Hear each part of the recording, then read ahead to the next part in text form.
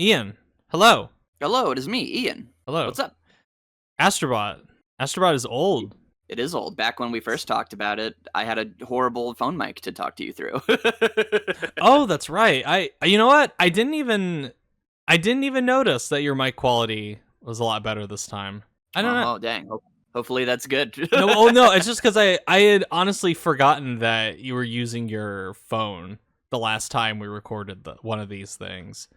So until you shouldn't have pointed it out, because then I would have just behaved like normally, just been like, oh yes, it's Ian.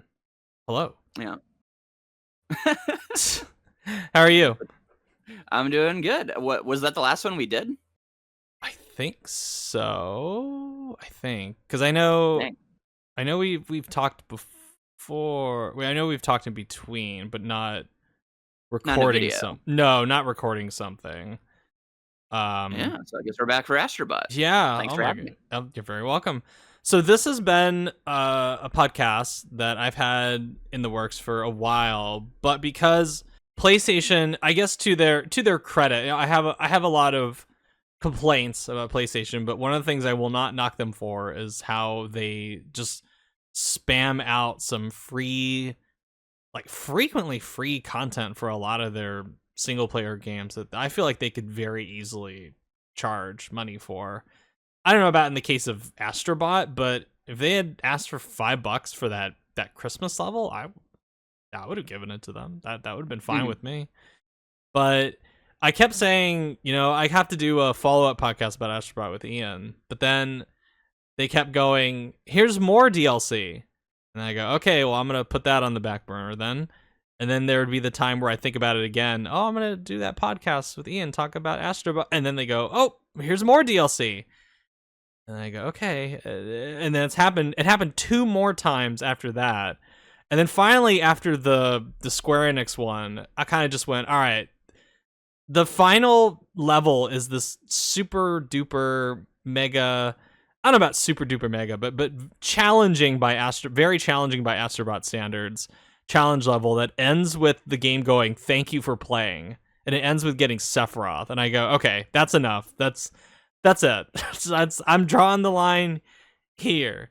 So if there are any future Astrobot bits after this, great. I'll accept it. I'm not gonna come back with Ian, and as much as I like talking to Ian, I'm not gonna come back and go, all right, let's record yet another one, because they dropped 4 more speedrun levels or whatever the hell they want to do. But Okay, but would you come back to talk about it if they put Sora as a bot? I think I'd. That's a good question. Because Maybe you'd make it your own video. you know what's funny? Yeah, you know what's funny is I was telling my buddy this morning, because he sent me a video about the kind of the sketchy performance that's on the Metal Gear Solid 3 remake, even on PS5 Pro. He was talking about how the frame rate is really not that great, and I went, well, yeah, I wasn't really gonna buy it anyway. But then he sent me the tweet that I sent you about Astrobot being in the ape escape mode. And I went, oh shit, Astrobot's a fucking So it's a possibility that I would okay, come on, let's go back. We're talking about Astrobot because Sora's in it, but yeah, it speaks volumes to how much respect I have for Astrobot as a property that I would even somewhat consider buying a remake of a game that I've been playing for many years just to be able to catch little Astrobot in one side mode. That speaks volumes to how much respect I have for the little guy. Oh yeah, I mean that's usually only something where that's something like from your childhood where you're like, oh my gosh, they put that in Fortnite. Yeah, they put Yeah. Hank Hill in Fortnite, and he's twerking. Yeah, so we But gotta go. yeah, but with Astrobot, the reason I wanted to come back and do a video about the little guy is that I have some things I would like to say about the little guy, the game, its implications as far as PlayStation goes. I wanted to talk about the challenge levels and the Christmas levels as well, just briefly on those. And then just spitball some ideas about where this property could go in the future, or where Team Asobi could go in general. So I have the perfect person to bounce ideas off of, and Ian can very clearly bounce ideas off of me. Obviously, I'm not gonna have Ian sit in the corner and just I'm gonna keep babbling this whole time, and Ian just sits there and just goes, yeah, okay. I go, I have no opinion on this. Don't No, worry, Ian. we're gonna dive into the nitty gritty. I think. Yeah. So I first want to start with, I guess, just current thoughts on Astro Bot. If anything has changed, if how we feel about it has decreased or improved or stayed the same, or what? What are your current thoughts on Little Astro Bot? Yeah, so I think for me, every time they had a new update, my first thought when I finished it is, man, maybe I should do a replay of Astro Bot. And so with the final update, that really stuck in my head of like, I should probably replay this. But just like to me, I just think the game's just gotten better because I know one of the things we talked about was like, oh, should they ditch the sort of like IP idea of it all, of like you have like these little characters you're finding? And I really do think that they shouldn't. I think that is a core identity of this game, which is that you get amazing, cool platforming with a ton of personality and charm, and at the end of it, you get these characters that you may or may not know, and they then come to life in your little open world, and you get to hang out with them and have fun little things. Like just how packed that like open world little area is where all your guys hang out. Like it's just so whimsical and magical and fun. And I love it. I just think it's great. So yeah, it's only made me enjoy the game more, as even though it's just like, oh, Spider-Man's in this now. It's like, no, the thing that makes the game so fun is that if you go to the little menu or whatever, it doesn't say this is Spider-Man. It gives you a funny little name for him to give it charm within the Astro Bot world. It's really cool. So I've only grown to enjoy the game more and more. The levels are more fun, more expansive. They get to use a lot of the items in more creative ways. It's great. One of the things I really love, especially since for the purposes of this podcast, I did go back and replay Astro Bot to 100%, which would be my fifth time doing this. But one of the most visually satisfying things about Astro Bot is when you have the crash site and you only just maybe have 10, 12 little bots running around, especially if you got the 5 bots from Astro's Playroom that transferred into the game. You get an idea of just how big the crash site is, and then you have the very small amount of Astrobots running around.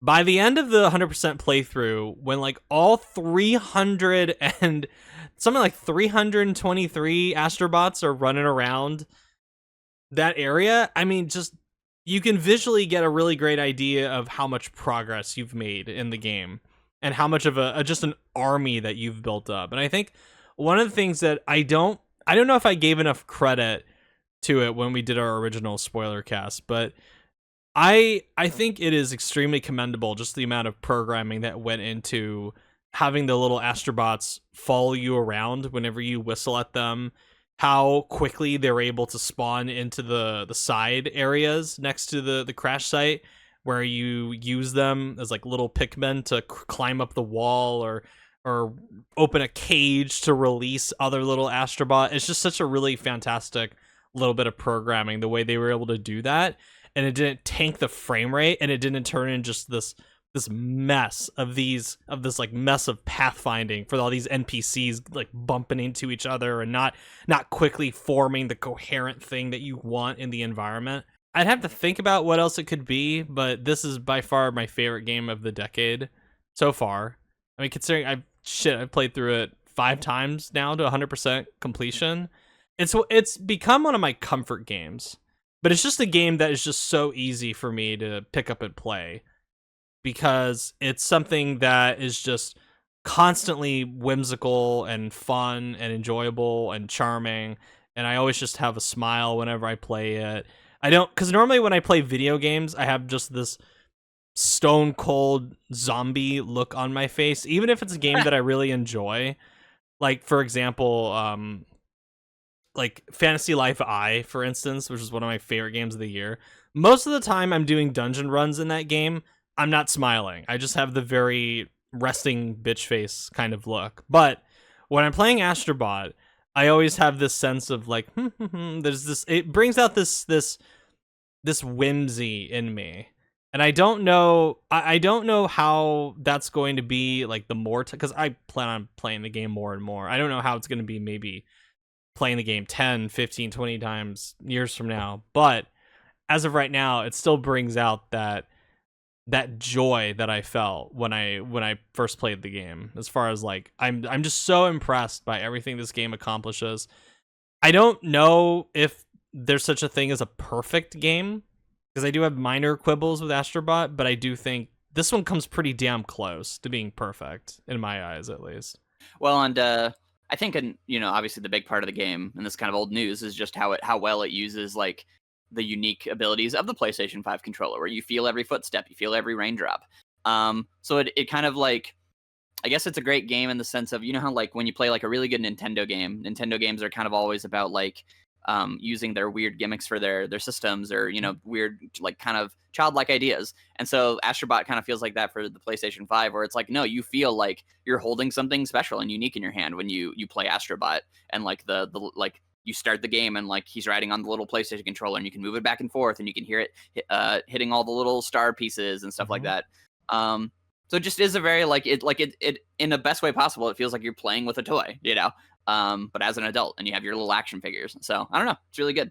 There's a real, I think, as far as the controller feedback goes, there's a real, and I don't often like to use this word because it sounds corny, but there's a real magic to it because I've seen what the controller looks like when it is doing those haptic feedback and the triggers and things like that. Like I've seen the tech breakdown behind it, what's going on inside the controller, and some of the things that they're able to accomplish in this game as far as sensation, I still don't understand how they're able to pull it off, just because of how specific and unique it is. I think the big one for me is the sponge, which I think that's like, especially when you combine the sponge and then you run around and you hit in the level where you're in the bamboo bathhouse, and that, especially that moment where you're the big sponge and then you run through the big like row of bamboo sticks, and there's just that feeling when you're running through the bamboo sticks. I'm sitting there, and I guess it's a compliment to the game that when I'm in the moment, I don't really think about how it works inside the controller. But once the moment ends, I go, wow, this is some really amazing tech wizardry, some tech magic that they were able to do to make this feel like such a tangibly incredible experience. I think also one of the joys that I've gotten out of Astro Bot as well is watching other people play it for the first time, especially people who are normally very critical and difficult to impress when it comes to media that I follow. Because I've watched a few content creators who are normally very, very, very, very critical and like I said, difficult to impress. They'll play through Astro Bot, and their reactions to it are so much fun to watch because they become a lot more giddy and animated than usual. Even the people that have very just dour, serious voices, this is their normal speaking voice, they'll play the game and they'll start, you'll hear it in the stream, so they start humming along and they start making little funny sounds when they encounter things. It's just fun to watch. It's one of those games that's fun to watch other people play for the first time as well. That's awesome. Yeah. Well, it just seems like a game like it's just too I guess like kind to hate. like there's no arrogance in this game, or like it's trying to show off or like impress you, even though it's doing so many impressive things. It just feels very humble, whatever that means. I don't know. It just feels very likable as a game. And that's a good point, because I think it's a game that is very, I don't know if this is a word or not, it's very unpretentious. It doesn't have this, because there's so many games that I play that kind of have this air of pompousness and self-seriousness to it. Like I think like The Last of Us Part 2 is a big one that, to me, like when I play that game, and there are elements of that game that I love, but I can't help but shake the feeling when I play it that it's like the team behind the game at Naughty Dog are just kind of like, It's like, look how important this shot is. Look at this emotion that you must be feeling from this animation. Just look at it. It's so Oscar worthy, and it's like this cinematic ambition that I just find less and less appealing the older that I get. And then you get to something like Astro Bot, that to me, its existence is just to make people have fun and smile. And I feel like more games need to do that instead of focusing on what is the best way for our team to win best storytelling at the Game Awards, or what can we get this actor a BAFTA award for their fine performance? What are the facial animations that we can do to really sell the performance of this person emoting during this particularly and I put gut wrenching in quotes, scene.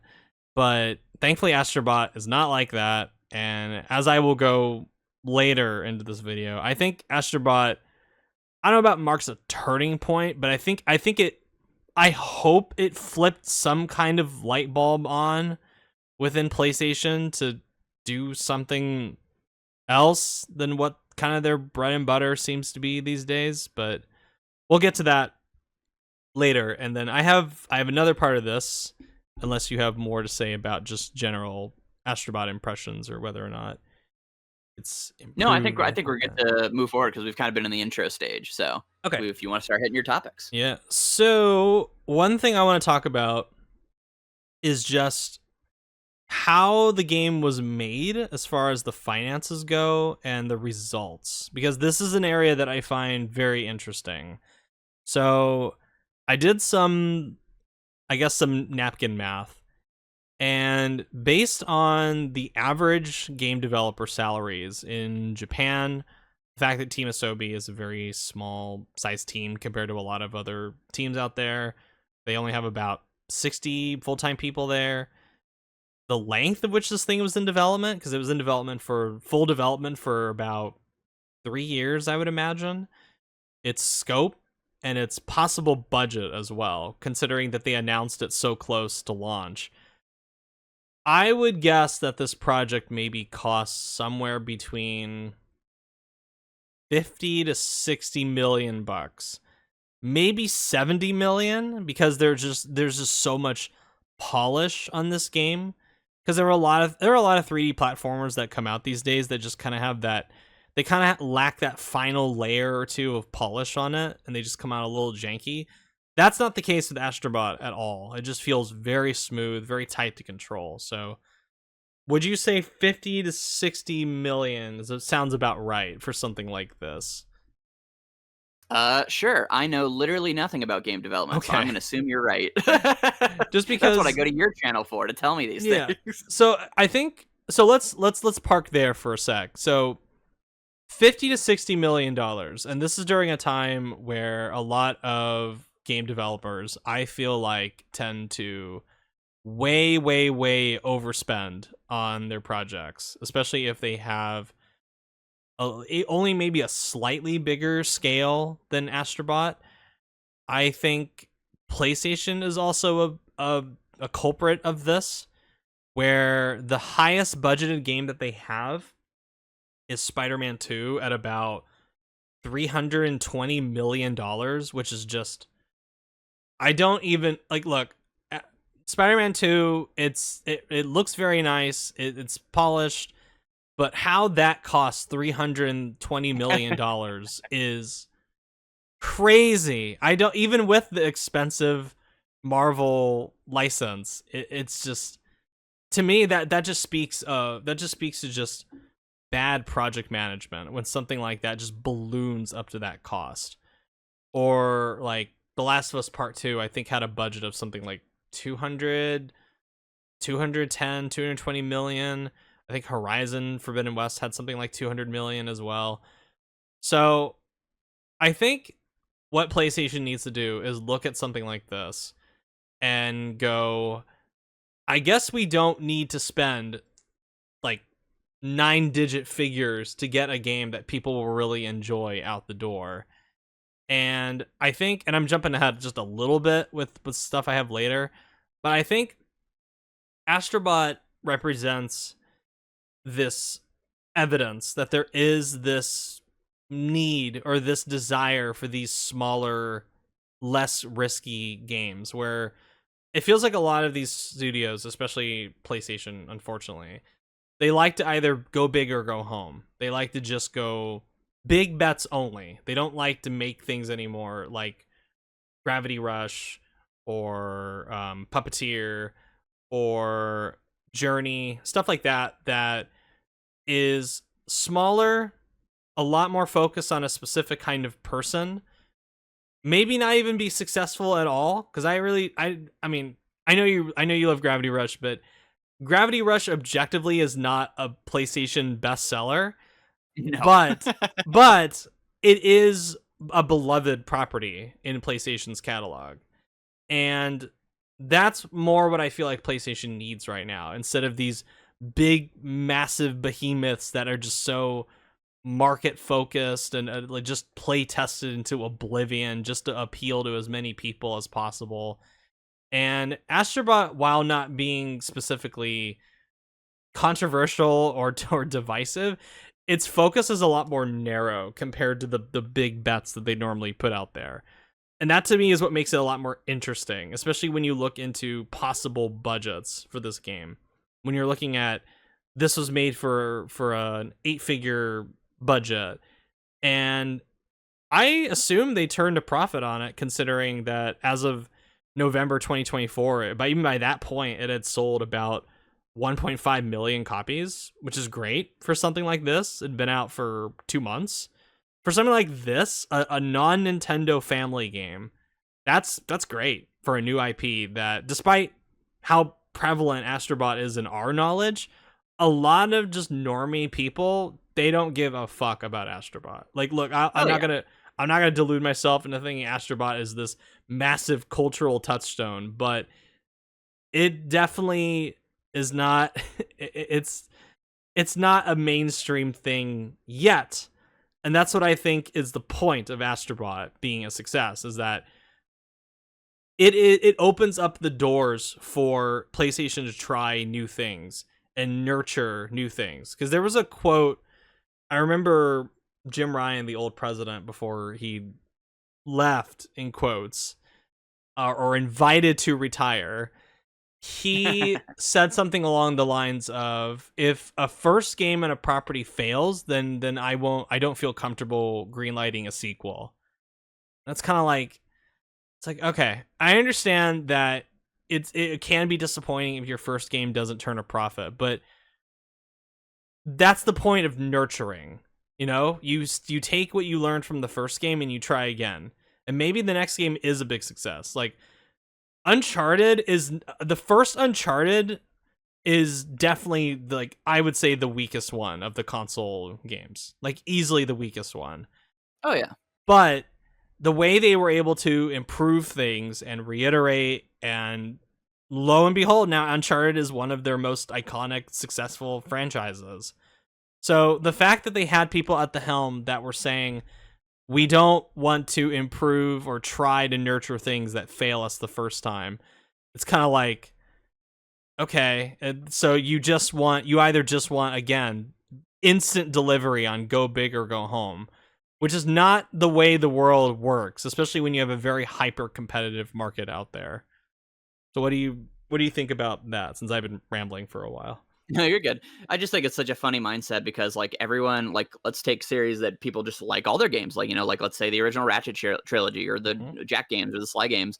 People generally like all three of those games, but most people agree that the sequels are better. So I just don't understand this mindset of, like, it's like, oh man, if it's not good at the jump, it's like, well, even the games where everyone likes the games and the first one's good at the jump, the sequels are usually better. So so, like, if your first game, as long as it has something going for it, you know, like I think it would make sense if the game was like a financial flop and a critical flop, like nobody had anything positive to say. But if people are like, oh, they should move in this direction, or like there is a niche fan base for it, then cultivate that and make the second one your, I guess, either more broadly appealing or doubling down on what made it good, obviously. So yeah, it's just a very throw the baby out with the bathwater mindset that just doesn't Right. make any sense to me. Because again, even in games franchises, movies usually do this too. Or like if you have a trilogy, usually the second one's the best one for a lot of people because that's Mhm. where they were able to make all the good things you liked about the first even better. So I think I understand to a certain point what he was saying about if something doesn't hit the first time, we're not going to further invest in it. Like I get maybe if because Jim Ryan is the king of putting his foot in his mouth, but he I understand that when you look at something like Concord, for instance, it's like no way you're gonna try to make a second game out of that or try to salvage that. I get it if we're talking about projects like that, but I have a feeling he was more talking about something like Days Gone or Puppeteer or Concrete Genie or something like that, where it doesn't hit big the first time, so we're just not gonna bother. Which is yeah, which is ironic for Days Gone, considering that has gained a massive cult following these days. So, and I feel like if Ben Studio is smart, they'll make a Days Gone 2 as quickly as possible, considering that studio is probably on the verge of getting shut down, I would imagine, after having their multiplayer game canceled. But it's almost like okay, well, why did you like you had something? Oh, like I don't like Days Gone, but you had something that people really liked. Why don't you just focus on reiterating on it and improving it for next time? And they just kind of went, no, we don't want to do that.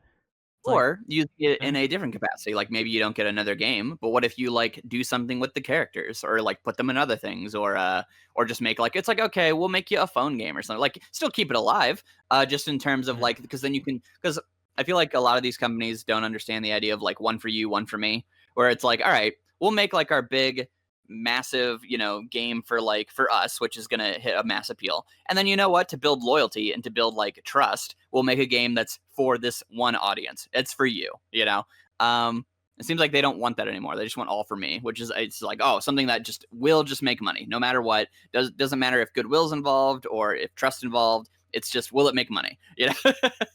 I will say there are to give PlayStation its credit, there are some exceptions that do run counter to that thinking, at least that they might have, because I would I mean, I've called them delusional before, but I think that the leadership at PlayStation would have to be delusional to think Astro Bot is going to turn around and be like 15 million, 20 million seller. They had to know that this is kind of a starting point for this property, considering that in every other game except Playroom, you had to have some kind of additional peripheral to even play the damn thing.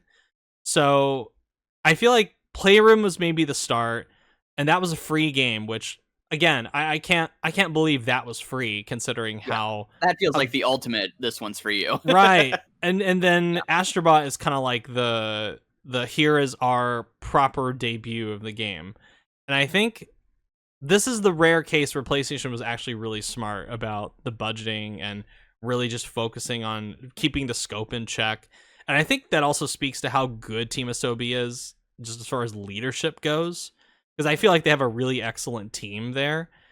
Whereas you have a lot of these other studios under PlayStation's umbrella that I feel like tend to spend way too much time on their games and just spend way too much money, and it's like well, now they have to be massive hits or that studio is going to be in for a rough time, which I think is a mindset that is completely unsustainable. And I think Astro Bot, like I mentioned earlier, is going to open doors to the possibility of diversifying the portfolio to bring back those smaller games. Now, is that a naive way of thinking? I don't know. Time will tell, but I'll try it because I'm normally very pessimistic when it comes to PlayStation. I'll be the optimist just because I want to see. I will try to kind of put my good juju out there that PlayStation will understand the right lessons that should be learned from Astro Bot and focus on things that are going to be a lot more tightly controlled and smarter and more efficiently made and budgeted and whatnot. Yeah, But hopefully it's yeah, that and not what I would expect, which is they go, huh, Astrobot's weird. Well, you know what? We'll just let the Astrobot people do what they do. We don't get it and move on. Because sometimes that happens where it'll be like something successful and the people don't know why, but they're like, but it's successful. So which just leave them alone. To me, that's always been Kingdom Hearts with Disney, where it's like you have like, you're watching Disney Channel and like Hannah Montana's on, and then it's like, all right, Kingdom Hearts 2 is out. Jesse McCartney, what do you think of this? You can find secrets by opening chests. Thank you. How's Hannah Montana going? And it's like they clearly don't know what to do with this thing, but they're like, it works. People like it. So just let it do its thing. Yeah. But I'll hope for the best. I think one of the more interesting stats to come out of Astro Bot was that it was one that PlayStation shared, and I think the fact that PlayStation were willing to share this kind of speaks to the mindset of what they might try to do because of Astro Bot's success. Is they said that at the time when the 1.5 million stat came out as far as sales go back in November 2024, they said in their report to their investors that 37% of people that purchased Little Astrobot had not purchased any other PlayStation first-party software in the last 2 years to that point. Oh, wow. So 37% of people who played Astrobot, bought it along in that 2-month window, did not buy games like God of War Ragnarok or Spider-Man 2. So what this tells me is that PlayStation is willing to, and the fact that they even bothered to share this statistic at all to their investors who are like the stuffiest, most like don't give a shit about video games kind of people you can possibly imagine. Yeah. The fact that PlayStation was willing to put this out there to their stuffy investors, to me, what that signals is that them telling their investors that, hey, there are certain genre markets out there that we could tap into. And I think Astrobot's acclaim and financial success, it gives a lot of evidence that there is an underserved market out there for high quality family games that don't come from Nintendo. Because I think this is where, and they're even on record admitting that they're very lacking as far as family games go, and they want to try to put more out there. Now, whether or not that's going to lead to similarly high quality games like Astrobot, I don't know.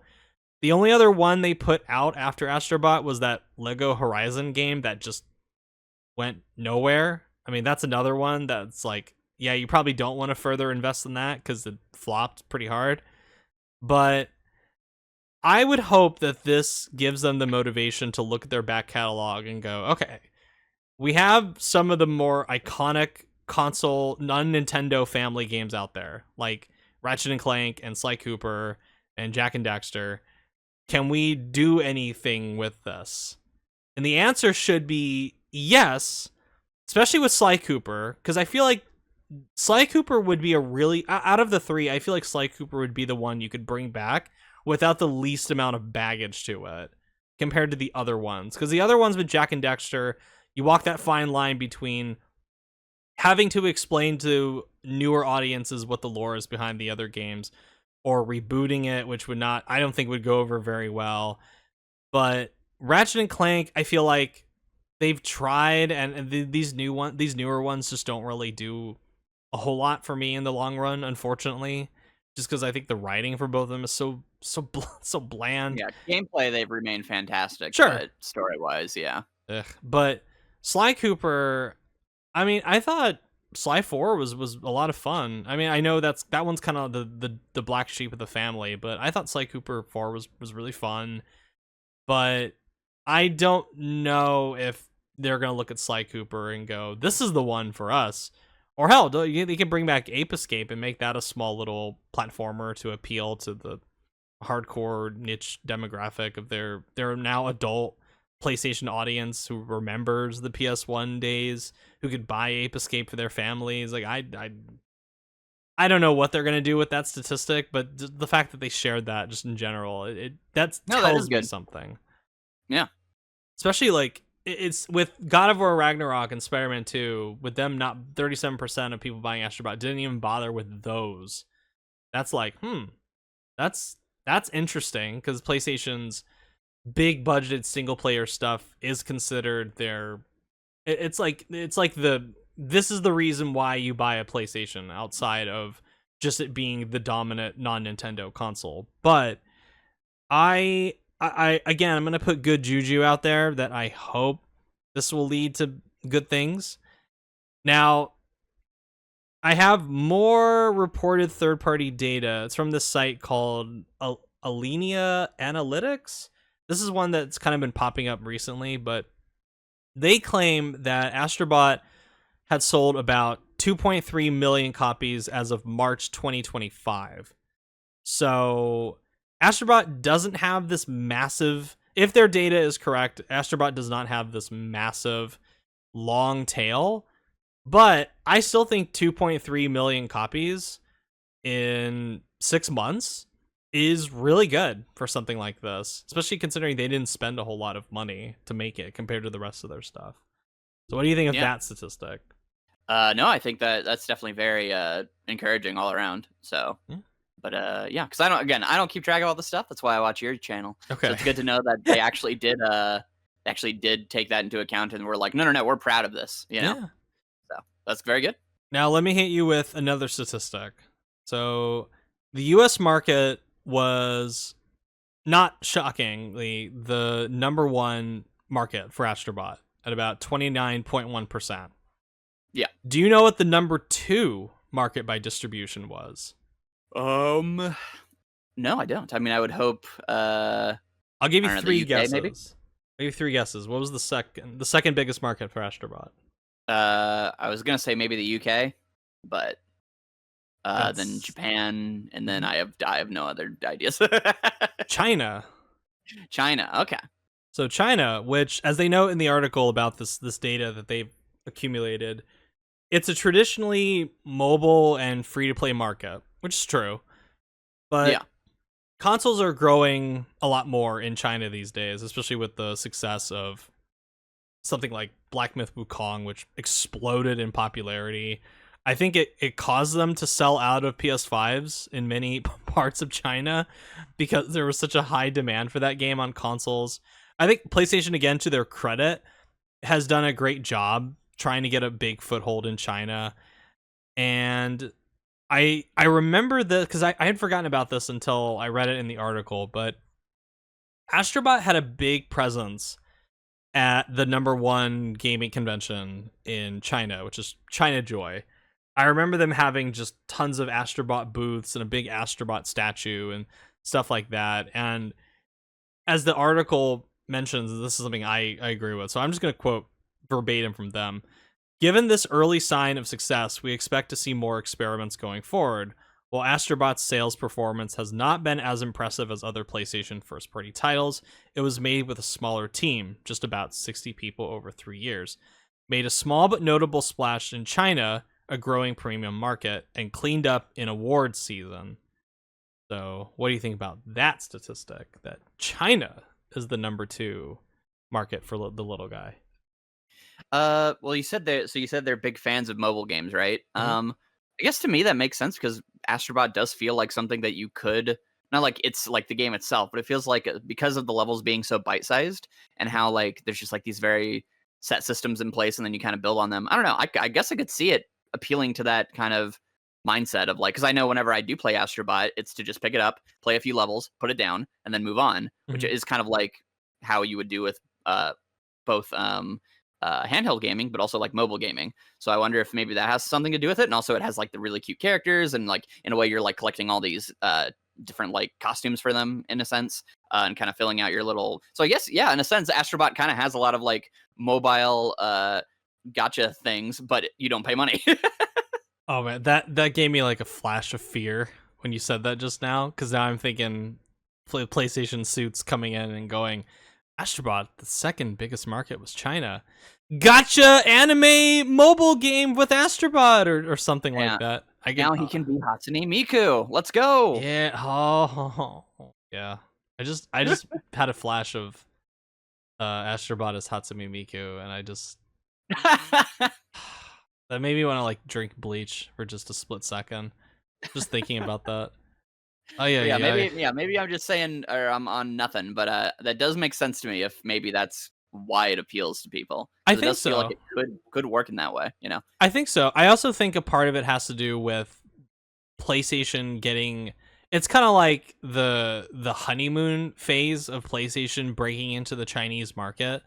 So China for a long time did not have a healthy console scene because a lot of machines are banned over there. But when PlayStation 4 was unbanned back in the early 2010s, PlayStation just immediately jumped in and started getting a foothold in that market with things like the China Hero project, the incubation thing that they do, the fact that they'll skip Gamescom in Germany, which is the biggest European games convention, but they're going to be at China Joy. they're not skipping China Joy. They'll skip Gamescom, but they're not skipping China Joy.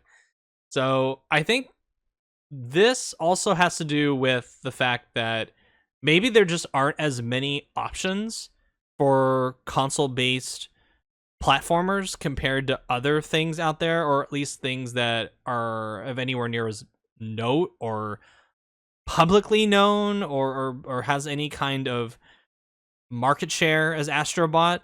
Even then, 13.1%, that's not like a huge market by distribution, but that, as the article notes, it definitely counts for more than twice the number 3 market, which was the UK at 6.4%. And again, I don't know if this data is like 100% verified or what have you, but it does make for interesting reading, and I like reading this. It seems believable to me, so I'm gonna go with it, considering how much marketing they put into Astro Bot in China.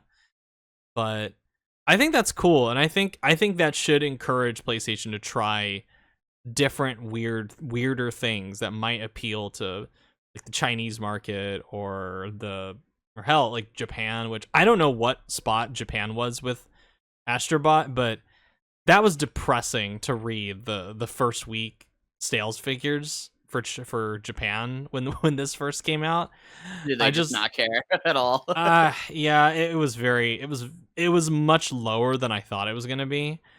So I looked at the data and I was like, God damn it, this is why they don't make more of these weird Japanese based games, because these Japanese people don't come out for this shit.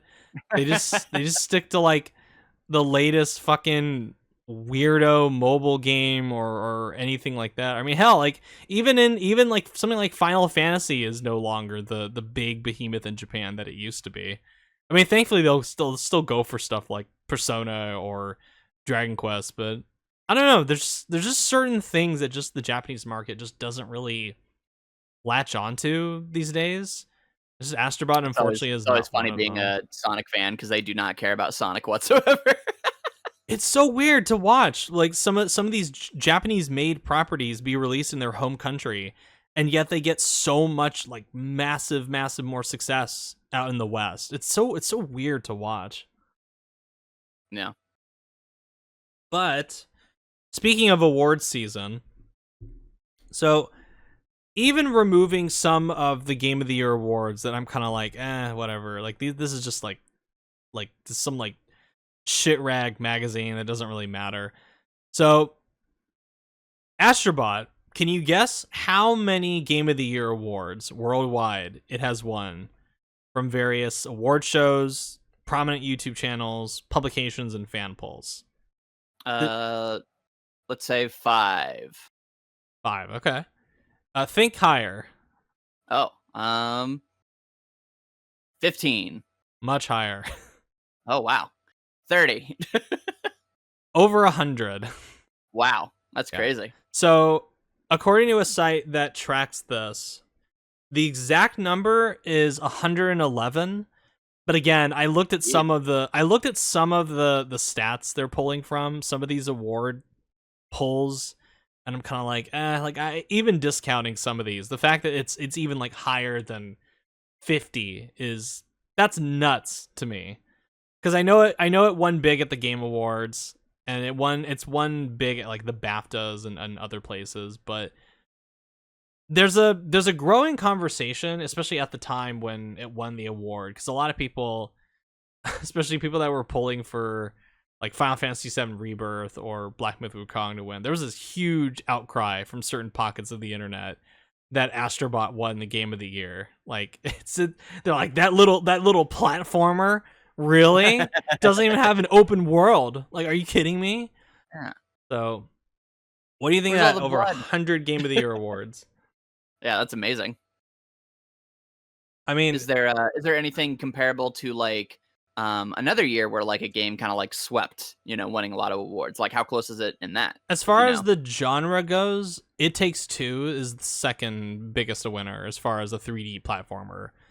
I Okay. think that had around like 60 or 70 Game of the Year awards, but it's a pretty, I mean, 3D platformers winning Game of the Year, it doesn't really happen unless it's Nintendo, Yeah. but it's pretty remarkable that a PlayStation made 3D platformer went on to be like, and again, people will say like, well, it's biased towards PlayStation because a lot of these journalists are paid off. It's like, no, it's a lot of just prominent YouTubers.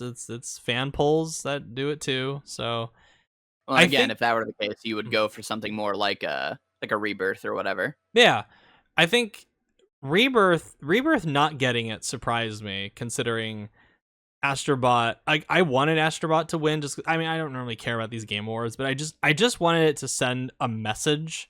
I just kind of want it to be like, because again, I said this in the last Astrobot video we made. The one thing that PlayStation likes more than money is prestige. So even if a game does not do well financially for them, if it cleans up award seasons, if it brings home lots and lots and lots of trophies and acclaim, it will get a sequel. Like that is, I am 100%. I mean, all the games that have won Game of the Year have been big financial successes as well. So I haven't seen evidence that would support that yet. What I'm saying, but I have full confidence that if some game called like Butt Muncher 9000 came in and was just this like mediocre little game, I don't know, that just made like, I don't know, maybe 2 million in profit. If it swept all of the Game of the Year awards, it would they'd greenlight Butt Muncher 9001. Like it would just be a thing cuz PlayStation loves prominence. And I think Yeah. that's a blessing and a curse. It's a curse because it gives them this pretentious air of self-importance that I don't like from them, where they just don't know how to be weird and have fun. They have to just make this like serious Oscar movie style shit. But Yeah.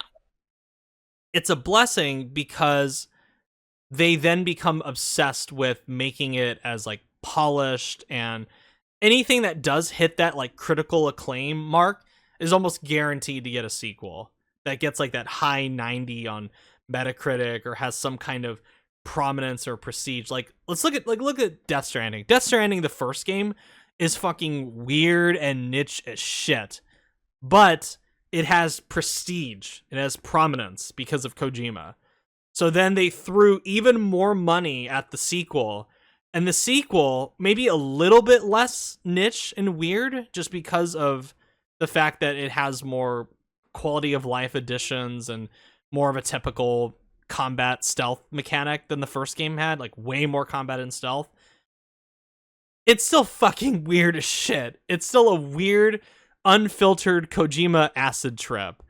And it's probably going to win a ton of awards at the Game Awards or other places just because it's so polished and looks amazing. It runs amazing. It has very fun gameplay. It's a batshit insane story.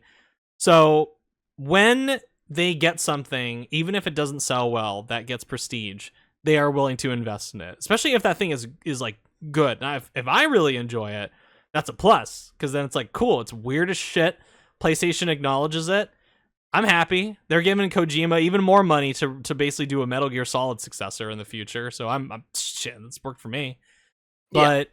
But I think this could also teach PlayStation that it's like, hey, people really like weird things. People really like just cute and cuddly and high quality things. You don't have to make some big grandiose statement about the nature of loss and life and death and revenge and shit like that. Like I don't need some like lesson about that from a little Astrobot. Just give me a game where he runs around in these charming, well-made levels where he's, I don't know, punching birds and flying on top of trees and riding on a fucking speed thing designed like the controller. Just give me things like that. I don't need like Oscar level kind of stuff that talks about depression and life and death and all. Like I don't need that. I don't need that from Little Astrobot. I don't need that from PlayStation anymore. I've had my fill of that over the last like 15, 20 years probably. So I think this is a sign that PlayStation is like, just ease up, stop being so damn serious and self-aggrandizing. It's okay to make weird and quirky games again. Just let's go for that. Yeah, absolutely. Well, and it's just I don't know. I think it's a game that oozes so much joy because like you said when you're watching those YouTubers play it, just it seems like maybe even those cold dead executives, their hearts just grew like a tiny bit from seeing Astrobot because he's just so darn charming, and everyone who talks about him and is around him just seems to like him. You know, there's nothing what's to hate. Also, he's literally in love with your console, so, Yeah, he is the biggest gaming simp ever. But he loves it. It's genuine. It's a genuine love. So he risked his life to put that little thing back together. yeah. So I just think, yeah, hopefully in some way, like Astrobot kind of, like you said, he kind of is like, I mean, he's absolutely their current mascot, you know. So hopefully there's a lot of, I don't know, just love and fondness for him, you know. I would love if they made him the official mascot for PS5. Like I know, and I have in my note as well that PlayStation considers Little Astrobot to their stuffy shareholders an ambassador of the PlayStation experience. That's an actual description they have bequeathed to Little Astrobot. He is an ambassador. Ambassador Astrobot. That's awesome. That's wild to see. Astrobot being mentioned in more than one shareholder financial report from PlayStation. I mean that's surreal to see that. Cuz it's like, what else do they have? Like, you have Helldivers 2, which is great, and I think deserves its success and them to crow about it because it is great. But as far as their single player stuff, it's kind of like, I don't know, Spider-Man 2. It's like, okay, yeah, we made money on that, but we spent 300 and fucking stupid amount of money on that. So maybe the return on investment wasn't that high. I guess like Kratos. Yeah, Kratos, but he hasn't had a game since 2022. So they have to. What are they going to do? Talk about Concord in their financial report? Like, oh yeah, Concord. That did That oh almost yeah, happened. right, yeah. We canceled that. We released it and then canceled it. That's shit. That's all we gotta talk about is Little Astrobot, I guess. Yeah. Because I was thinking too, like when they released this, like, seeing him in one shareholder report, I was like, well, that's weird enough. That's surreal enough. Then they do a second one, and they call him an ambassador of the PlayStation experience in that shareholder meeting, and it's like, I was thinking about, like, as cool as that is, you also kind of have to sit down and go, well, what else do they have to talk about besides Helldivers 2 and all the shit that's been going on behind the scenes at that company? I mean, they haven't released anything of substance. They hadn't released anything of substance before that shareholder meeting. Maybe if Death Stranding 2 is a big success, they'll talk about it at their next one, but that was before Death Stranding 2. They didn't even talk about Marvel Tokon in their shareholder meeting, which is weird for me to see, but they talked about Little Astrobot. And they made a point of mentioning in that slide as well, winner of multiple Game of the Year awards. It's like, okay, Prestige. You like your property getting those like glittering awards, and it is nice. If you work hard on something, it does feel good to see your work being rewarded like that. But I don't equate. There's some kind of disconnect between Astrobot and the way I perceive modern PlayStation, to the point where I almost go like, it's like, are you sure you guys made this? Are you sure you just didn't, like, I don't know, give this to somebody else, and your stipulation was you put your name on it because it's your property? Like, I don't know. Especially with the way some of these executives talk, where they just talk like they're completely delusional about the way of the world. It's just, I don't know. But I love that Little Astrobot is now an ambassador of the PlayStation experience. That's great. That's hilarious to me. But yeah, no, absolutely. Well, and it's just I don't know. He said it feels like, you know, if they went to a a meeting with Nintendo. You know, Mario's there, and we send Astro Bot. He'll talk to him. Yeah. Just very funny to think about as the ambassador title.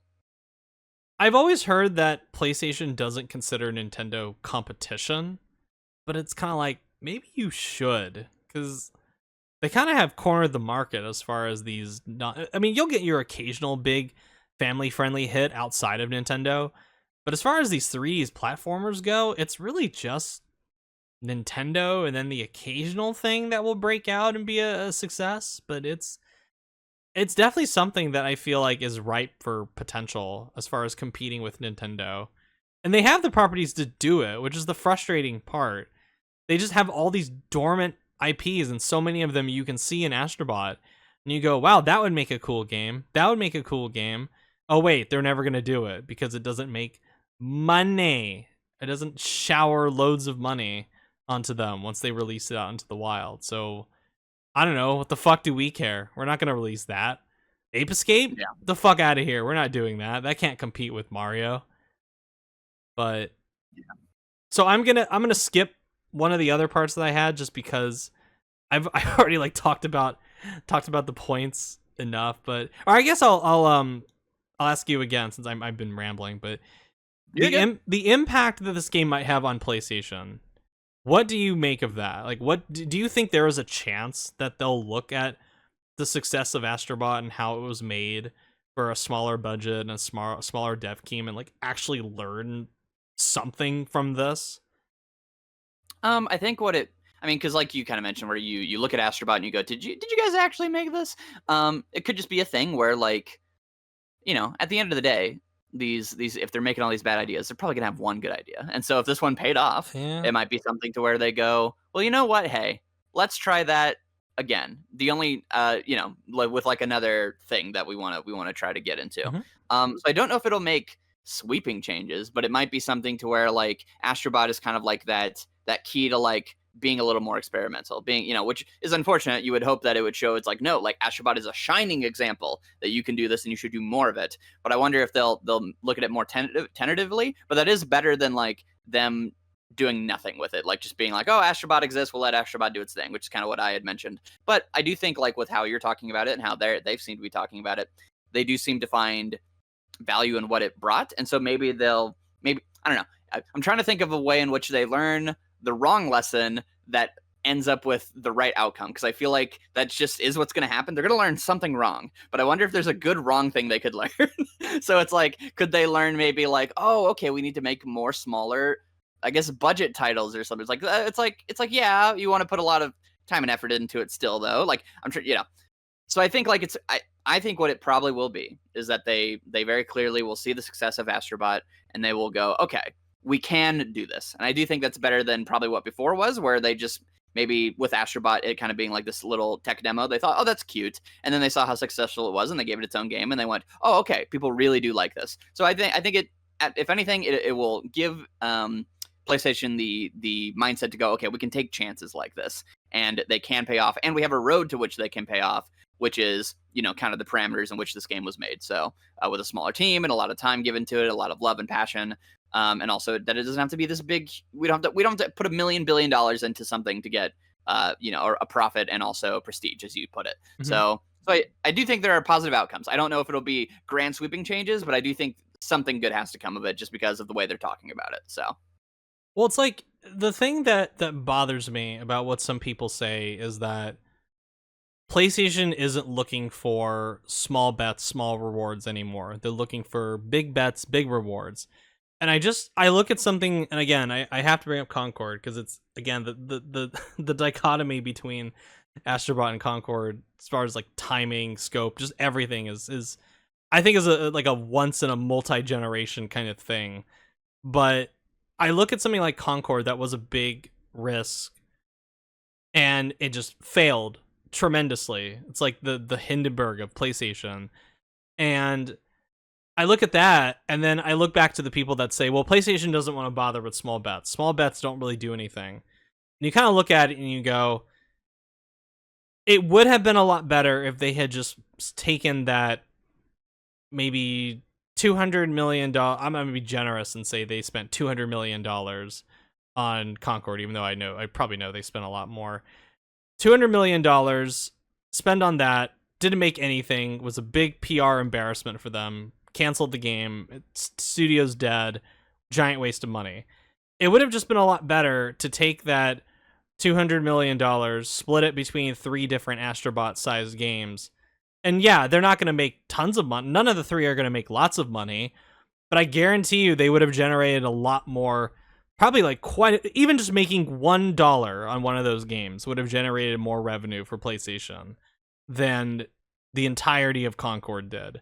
And the fact that you could have gotten a lot more long-term goodwill from those 3 Astrobot-sized games, focus on a mix of new IP, old IP, bring it back, take one of your new properties, give it a different kind of genre, which I think is what they're trying to do more with the Lego Horizon game, and then that rumored God of War 2D Metroidvania that's in the works that I'm very curious to see what that looks like.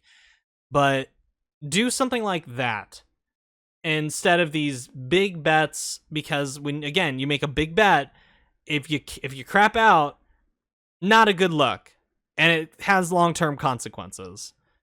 I mean, just look, like all it took was Concord, and it's like PlayStation's like fucking head went into a tailspin. Like, oh shit, like what are we gonna do? And they're like a panic that they realize. The thing about too with Astrobot is that even though it was a smaller game, it brought out the hardcore PlayStation loyalists.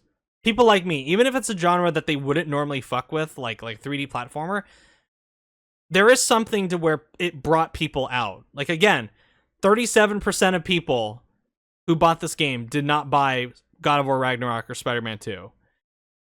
And then you have Concord, which I think kind of showed PlayStation that there is a limit to how far they can push it with their hardcore base.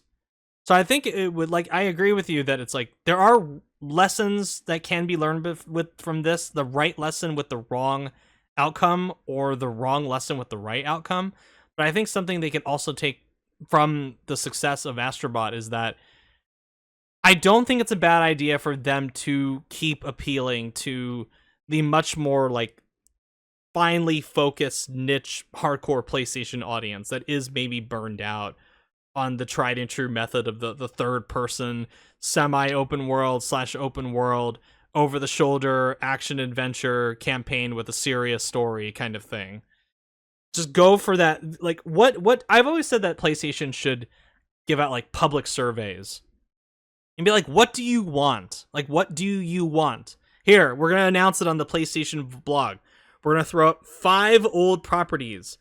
Whatever gets the highest votes, we will consider bringing back. Like, maybe just do something like this. And I think Astrobot is a good testbed for that as well, because I think they probably saw a lot of the reception that something like the Ape Escape level got or the Loco Roco level got, and there's a chance they probably looked at those and went, is there something that can be got from this as far as a new game, as far as bringing these back? And I think that's definitely a lot. I think that's very valuable. But whether they're going to do that or not, I don't know. That's another thing. But yeah. But going I on to the... I do think there is hope, and that's kind of the main thing to land on, which is good. I'm normally not a very hopeful person when it comes to PlayStation, but again, I will be hopeful for little Astrobot to light the way. Even though I don't know with PlayStation, especially the Muppets that are currently running it right now. But yeah, these DLC levels, yeah, so I went back and replayed them. While I'm not like super crazy about the speedrun levels, just because I think some of the powers that come with it aren't really prone to speedrun challenges, like the balloon or the monkey. I'm kind of like, I don't know about this for speedrunning, because it requires something that requires more like focus on physics, and there's something then like feet on the ground kind of thing that the other powers rely on. But I think the challenge levels are great. I love the Christmas level. I think that is by far my favorite DLC out of the bunch, because I love the music in that thing. I just love the very like it's almost like a guided experience in that level, even though you can run around and kind of take it at your own pace. There almost is this golden path that you could take with that Christmas level with getting the power-ups in a certain order and stuff like that, but It's like a little mini Disney theme park where it's Yeah, like yeah, it yeah. even shows you like which one you're supposed to use for that area, you know? Mhm. It reminded me a lot of the way that level looks. It reminded me a lot of like one of those old Rankin Bass cartoons with like Rudolph the Red-Nosed Reindeer or something like that, where it's just just this comfy, cozy Christmas vibe that I love. And except it has little robot faces everywhere you look, but that's fine. But even though it's a big robot Christmas tree, which I think is funny. So, what of the levels did you enjoy the most? Which ones were your favorites? Definitely. I mean, the Christmas level for sure. Just in terms of, I mean, everything we talked about, where it just feels like a little mini theme park, and obviously it's got all that fun haptic feedback of all the different things you can run through, like the Mm-hmm. balls or the snow. Just very cute and fun, and it always felt like I was missing something. And then I have to go back and look around and be like, oh, there's something over here. Wow, that's crazy, you know? So it just always felt like it just felt very magical. And then when you finally climb the big giant Christmas tree and you get Spider-Man, it's just like, yep, this is fun. It just feels like a perfect reward for it. But actually, I thought one of my favorite levels to speedrun was the one where you like inflate yourself and then you have to like unflate or whatever. Oh wow. Because what I thought was really fun was like it was kicking my butt. I was like, how do I do this?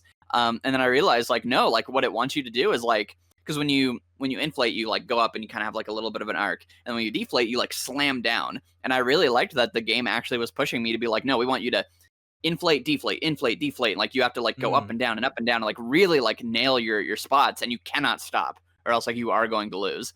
So it actually really did feel like it was like pushing my skills on that, like feeling out like how does this thing move when you bounce a little bit and then do it, or how does it feel when you like hit the ground and it gives you that little bit of bounce and then you do another bounce and you go up again. So I actually thought that one was really fun. I do agree on the monkey. The monkey was kind of miserable. Yeah, especially the when you're like trying to outrun the red bird. That was miserable. Like I have a certain level of pride with those monkey levels where I don't turn off the motion controls, and I go for the the the joystick instead. But I'm just kind of like I was like, you know what, fuck this. I'm not doing this motion shit right now. I'm just gonna do the stick, and that makes it way easier compared to doing it on the motion. But Yeah. I kind of wish they'd use some of the other powers for the speedrun stuff. I think the mouse one would have been really cute. I don't know how they would have done that, but the mouse one I feel like would have been interesting, or the sponge maybe for something like that. But Yeah, they really made that one level for that mouse gimmick, and they said we have no more ideas. Sorry, guys. well, they do they have it in the Christmas one, which that's one of my favorite parts of the Christmas level, the mouse level where you run around in the little giant gingerbread village. I love that. And like Yeah. even there, when you shrink into the mouse, you can hop into these like little missable chimneys in certain houses, and then when you expand out to being normal size, you get more coins out of it. And again, it's so thoughtful, where they just let you screw around with the mechanics and reward you for it. It's just the very almost, I don't want to say stereotypical because that sounds like I'm saying it in a negative, but it's I guess signature touch is to put it more politely. The signature touch of Team Asobi, that they know you're going to screw around with something, so they want to reward you for it. I think that's all throughout that Christmas level. And this DLC, not the Christmas one, but the final one with the Square characters, it killed a conspiracy theory that I had, that PlayStation and Square were on the outs. And I've had this conspiracy theory for about a year. I have no evidence to back this up other than the fact that Square Enix seemed to be getting a little more comfy with Nintendo and Xbox on certain things, and that they were the only ones that did not have cameos in the base game, which I think was a knock for a lot of people, where they went, where's Cloud?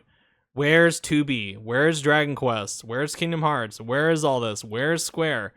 You guys have everyone else is at the party having fun except you. You're just sitting out in the car and you're pouting.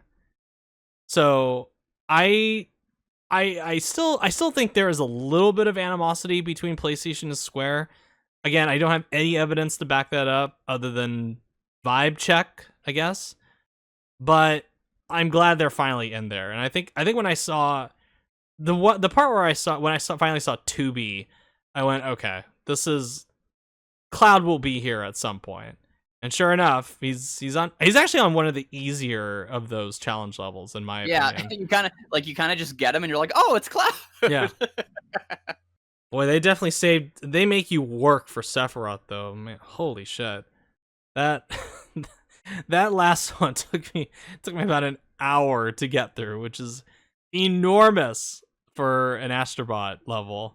That what do they call it? The Mega Mix? I think that's what they call it, the Mega Mix challenge level or something along those lines. But that thing, whew, that they made me sweat. They made my palms sweat with that one.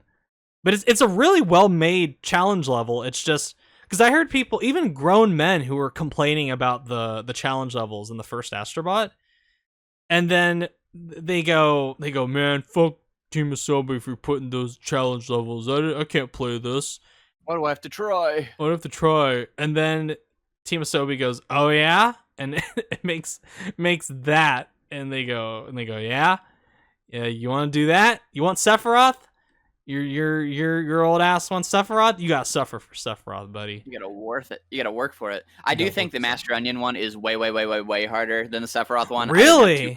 I did not have too much of a trouble with the Sephiroth one. Like it took me time. Like it took me almost an hour, but it was like once I figured out what I could, because the thing with Astro Bot that's so cool is that anytime you look at something and you go, okay, so I have to do this little repetitive task. As soon as you think, wait a minute, could I just not, and I could just skip it immediately? You can. So, so once I realized, like, for example, like I would always like slow down on that first little gauntlet trying to hit all those enemies. I'm like, wait, I don't have to do this. I just boost over. Right. Oh, okay, well that's done. Yeah. Or like, there's the part where you're like sliding down and you have to like time it kind of perfectly to like slap, like do the symbols on the monkey.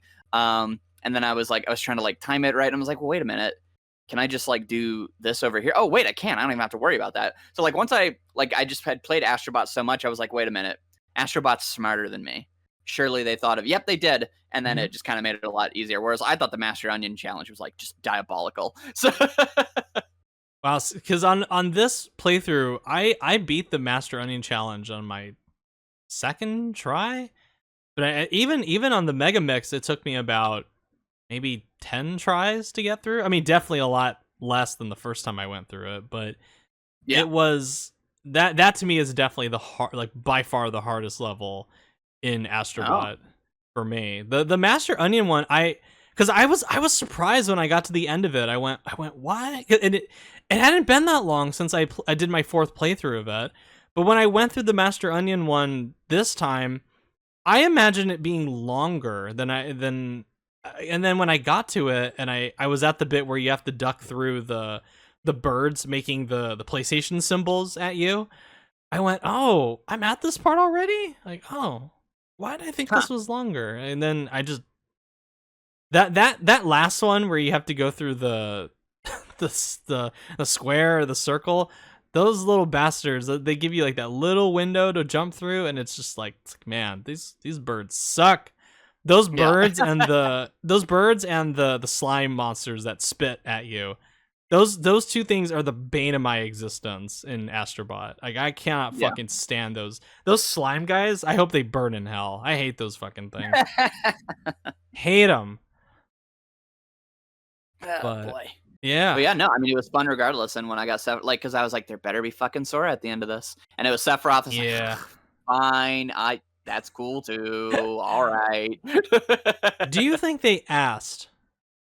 Do you think Team Asobi specifically asked if they could use Sora? I have no evidence whether or not they did, but do you think I'm sure it was on a document somewhere of like, if Nomura is not feeling as anal today, can you please ask him if we can have Sora? And we asked him and he said, I don't know how this fits into chain of memory. Sorry. And they said, yeah, that's about what we expected. So I'm sure they asked, and Nomura said no. He said, I'm going to put all of that energy that I could use to signing this document that allows Astrobot to be, or that allows Sora to be used in Astrobot, I am instead going to write this dumb shit ass tweet about what the Paopu fruit means instead, and send that out on the 25th I don't even anniversary. remember. Or send that out on the. I think that was was that this year that he pulled that shit? Yes. Or, okay, the 23rd anniversary of Kingdom Hearts. That's how we're gonna celebrate it. And again, that's not like us being like haha lol Nomura. No, I mean, for anyone who doesn't know, that's literally why it took so long for him to get into Smash, is that he won the popularity poll back in Smash 4, and he was like, but how does it fit in the lore? So I guarantee you that he was like, but how would Sora turn into an Astro Bot? I don't think that makes sense. Sorry, guys. Can you give me a year? And they said, no. We'll take Pepper off. We can only hope that Nomura has a lore reason to add him in for Astro Bot 2. But yes, I don't have much, because the thing is with Smash Brothers, it used to be Disney that I would go, Disney are the ones doing this. They are the reason why Sora is not in Smash Brothers. And then he just admits it. He just admits it's his fault. I don't know what.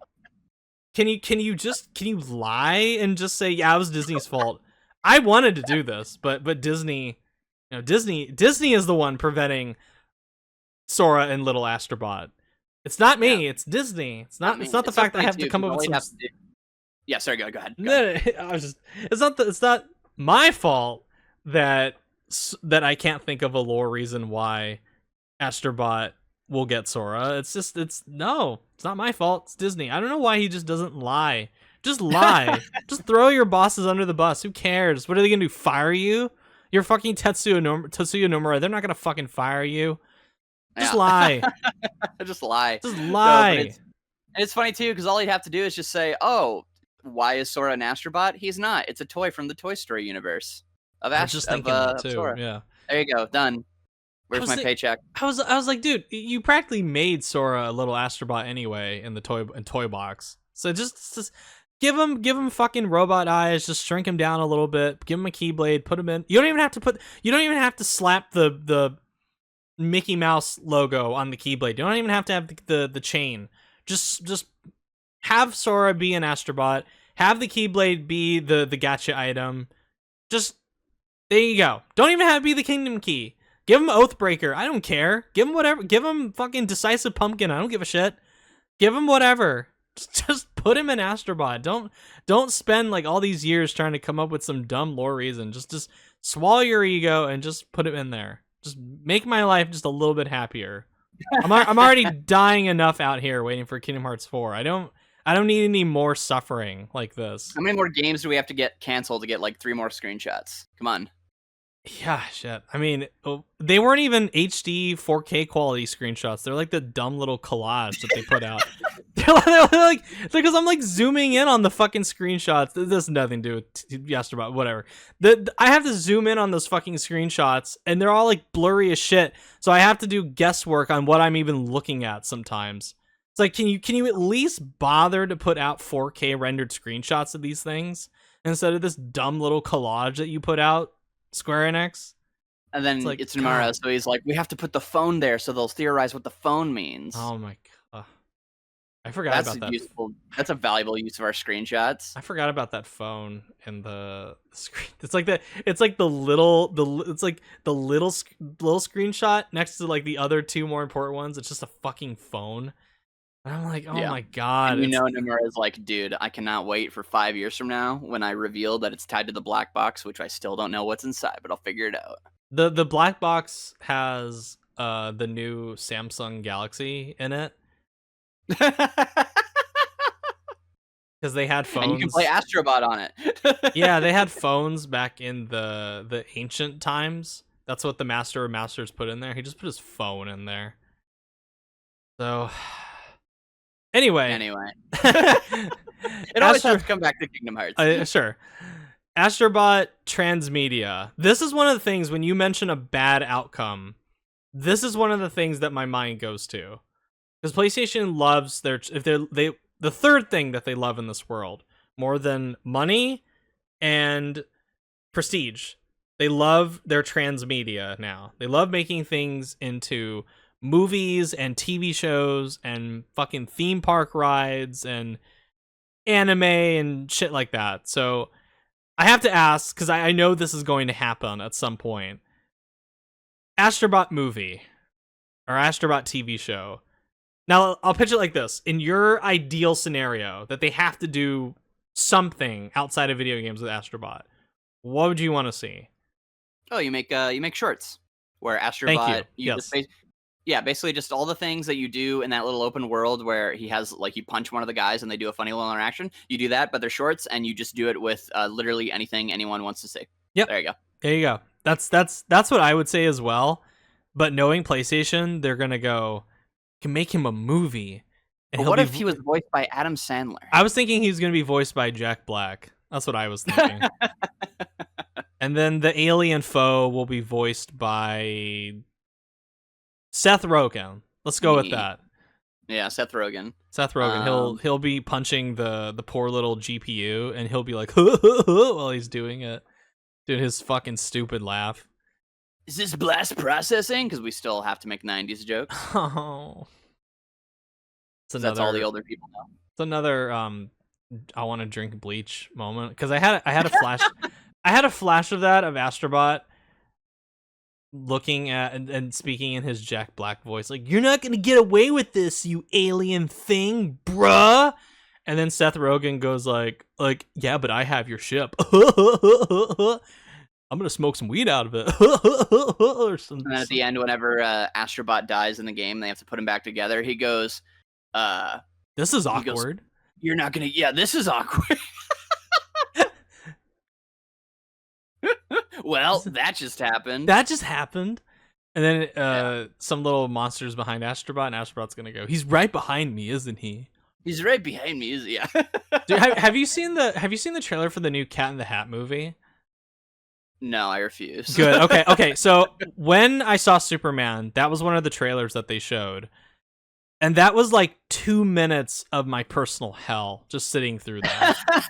And I was watching that Cat in the Hat trailer, and it was like everything I imagined an animated Sony Pictures Cat in the Hat movie would be.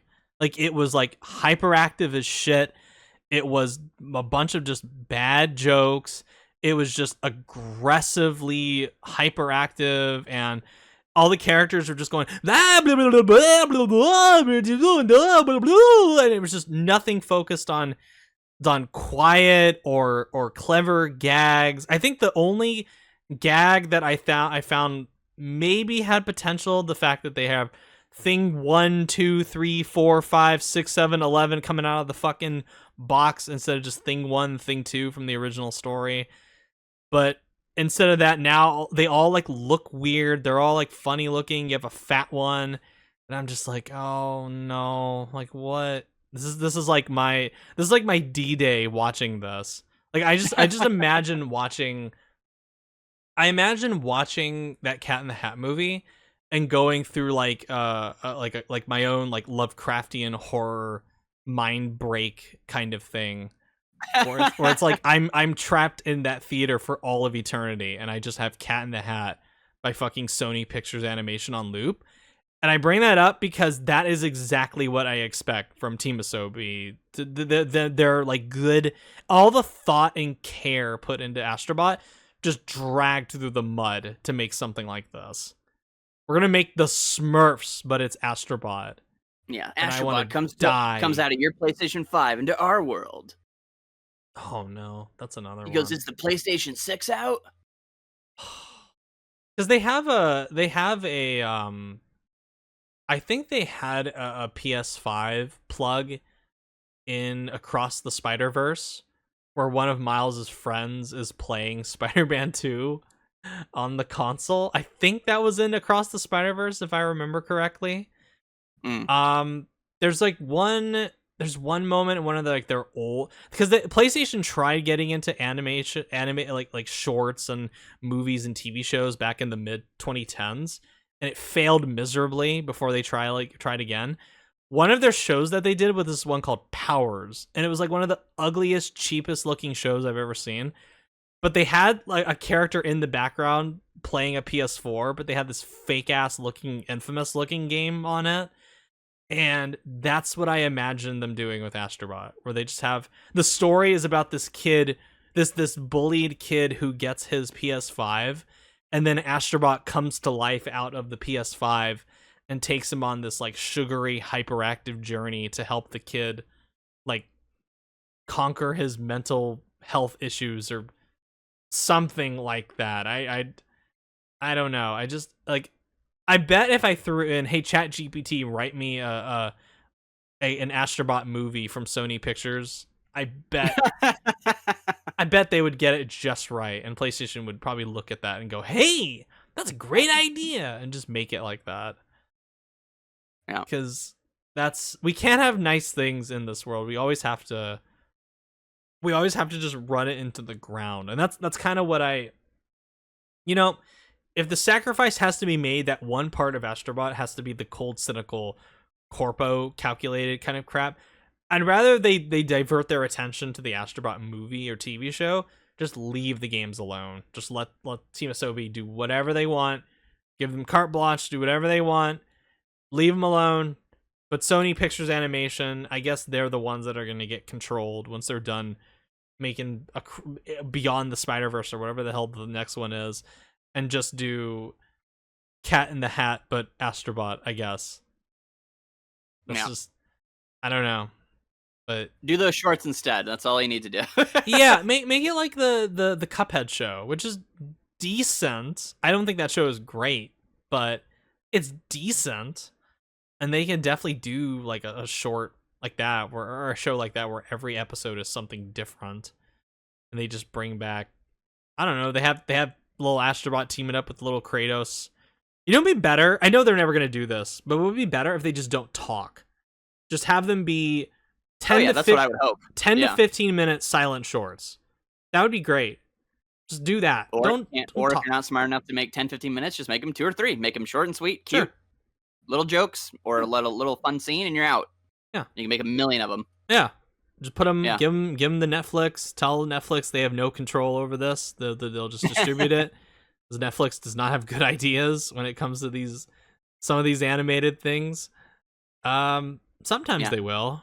You'll sometimes get a Castlevania, and then sometimes you'll get a Devil May Cry show that is an allegory for the Iraq War, and it sucks. As you do. Yeah. Because we can't have nice things with Devil May. We can't have Devil May Cry 6, but we can have the forces of hell being invaded by America while Green Day's American Idiot plays in the background. We can have that. So that's a real thing, by the way, and it's awful. I believe it. Yeah, it's just as awful as it sounds. But I think the only other thing that I can think of with Astro Bot as far as any kind of transmedia, to give it the corporate term, I would actually be kind of down to see what a little like Astro Bot ride would look like. I don't know. I doubt they're ever gonna. I doubt they're ever gonna go that far with it. But I mean, they have an Uncharted ride, for fuck's sake, somewhere I think in Spain or Mexico. They have an Uncharted themed roller coaster. So that's cool. Yeah, and then they have the Universal Studios Halloween night. They had a Last of Us. I think it was Universal Studios. They had a Last of Us maze that you could run through. Which, I mean, that I think is a very smart usage if we're gonna do the media outside of video games kind of thing. But or make it like a dark ride, like what they have at Disneyland, where you have it like the classic dark rides, like the Snow White or Mr. Toad or something like that. But like make it like little Astro Bot, make it more high tech. That could be really fun in my own little like, fantasy world. Here's what PlayStation definitely should do. So I can't. My brain's melting. What are they called? The stupid little things where they have the soulless eyes and Funko Pops. Just make Astro Bot your new Funko Pop. Yeah, just make Astro Bot your new Funko Pop. Because unironically, why wouldn't I want to buy every single Astro Bot where he has every single cool PlayStation thing, and they have all the the cutesy little personalities and stuff. Or like if you really want to go out of your way, you could give them like little sound effects or whatever, make them plushies. Like that's the thing with Astrobot is like Astrobot is perfect for PlayStation because you can be cynical with him and it won't feel cynical because he is a giant marketing scheme. Yeah. So just make a bunch of really high quality Astrobot Funko Pops, but again, it's not Funko Pops, it's just actually Astrobot. And he's got his little eyes and stuff. And you just sell. There's literally over 300 of them. You sell all 300 of those little character designs. Perfect. Win-win. You make $1 billion because everyone, people who love collecting will collect all of them. If you have your favorite character, you'll definitely get those or whatever. You can make plushies out of them. Like Astrobot is a gold mine for money. And you can do it all in the right ways without selling the soul of the character. Because the soul of the character is he wants to shill to you a PlayStation, but he loves it. He loves it so much. So just do that. Don't put him in a stupid movie. Don't give him a stupid cartoon or whatever. Just actually do what Astrobot is meant to do, which is make you money and sell product. So I mean, hell, like I bought 4 Astrobot mugs. Like I'm the mark. Like I don't even own a vinyl player, and I have the Astro's Playroom vinyl on my shelf. Just because it's a vinyl for Astro's Playroom. I'm your mark. Like, you want me to buy your shit? Like, make more Astrobot t-shirts, make more Astrobot just crap. Just like I'll buy it. Like, I mean, if it's high quality, I'll buy it. I don't know about buying those because they already have the thing with the Android, I think it's called. The little Astrobot figures, but they're so damn expensive that I'm like, I don't. Oh yeah, don't make them like expensive. Make them cheap, little plastic, nothing because it's Astrobot. And of course, I'll buy them. Going back to Square Enix, don't make them those fucking play art Square Enix figures where that you buy like a Cloud and he's like $250 or some crap like that. No, don't do that. Make them this. I have like this little little Nido King that I got at like a little store, and obviously back during the Pokemon craze, they wanted their Pokemon everywhere, and it's a little Nido King. I just found it. I thought it was really cute. It's like the size of like my thumb. Just make infinite versions of those Astrobots, and people will put them everywhere. Yeah. You really don't have to do anything crazy. It's made of plastic here. It's just sitting here. It's great. I'm trying to remember because they had a line of PlayStation had a plastic line of toys where we had like Sly Cooper and God of War. I'm trying to remember if they included Astrobot among them, and if they didn't, that was a big missed opportunity to do that. Because I'm pretty sure those sold very, very well, considering you get like a pretty decently priced little figure of Kratos or Sly Cooper or Ratchet. Like, I feel like those would make a killing if you did that. Well, dude, also, like, aren't kids these days, like, their whole thing is, like, these little keychains you can put on, like, your backpack or whatever? Make little Astrobot keychain things that you put on your backpack or whatever, your little Lulu bag or whatever they're fucking called, and people will buy them because they're cute. Duh. That is the instant success to everything. Is it cute? Astrobot is cute, and he's also cute in all of your other PlayStation IPs. It's not hard. Just do it. You could make also a little like gacha game out of it, where you make little Astrobot figures, set them up in one of those little gacha toy things, and I don't know. Just don't make them stupidly expensive. You pop like $1 into it, and then whatever you get. Like, I don't know. Like, there are ways to do this without being a dickhead. But and or making you buy a little pack of like 10 of them, and it's like Pokemon. You don't know which one you're gonna get. Again, they have like 300 plus of these. Yeah, that's more than the 150 original Pokemon. So just make like little like stickers or tattoos or something of all the different figures in Astrobot. Give them like fuck, dude. Like if they said, guess what, we're gonna make a Jaster Astrobot figure for $20. I'm your mark. That's for me.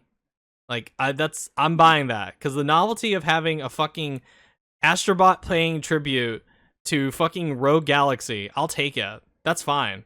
Yeah. Do you know how cool it would be if they did like little Astrobot figures for Cloud and Sephiroth? Those would sell so fucking fast. Like, my fucking head would spin trying to get those.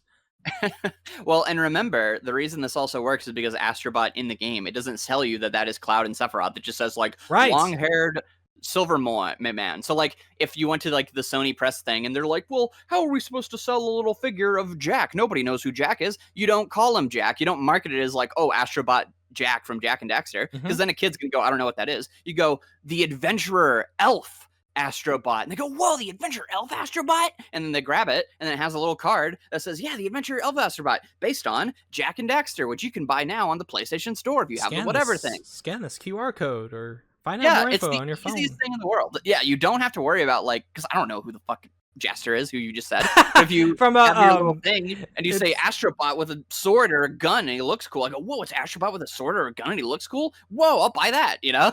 he's the one other cameo bot in the Gravity Rush genie world. Okay. Where you fight the big genie and you get the other two characters that are, you have 3 little cameo bots in that genie world. You have 2 that are from Gravity Rush, and the one that is not Gravity Rush is Jaster. Okay, gotcha.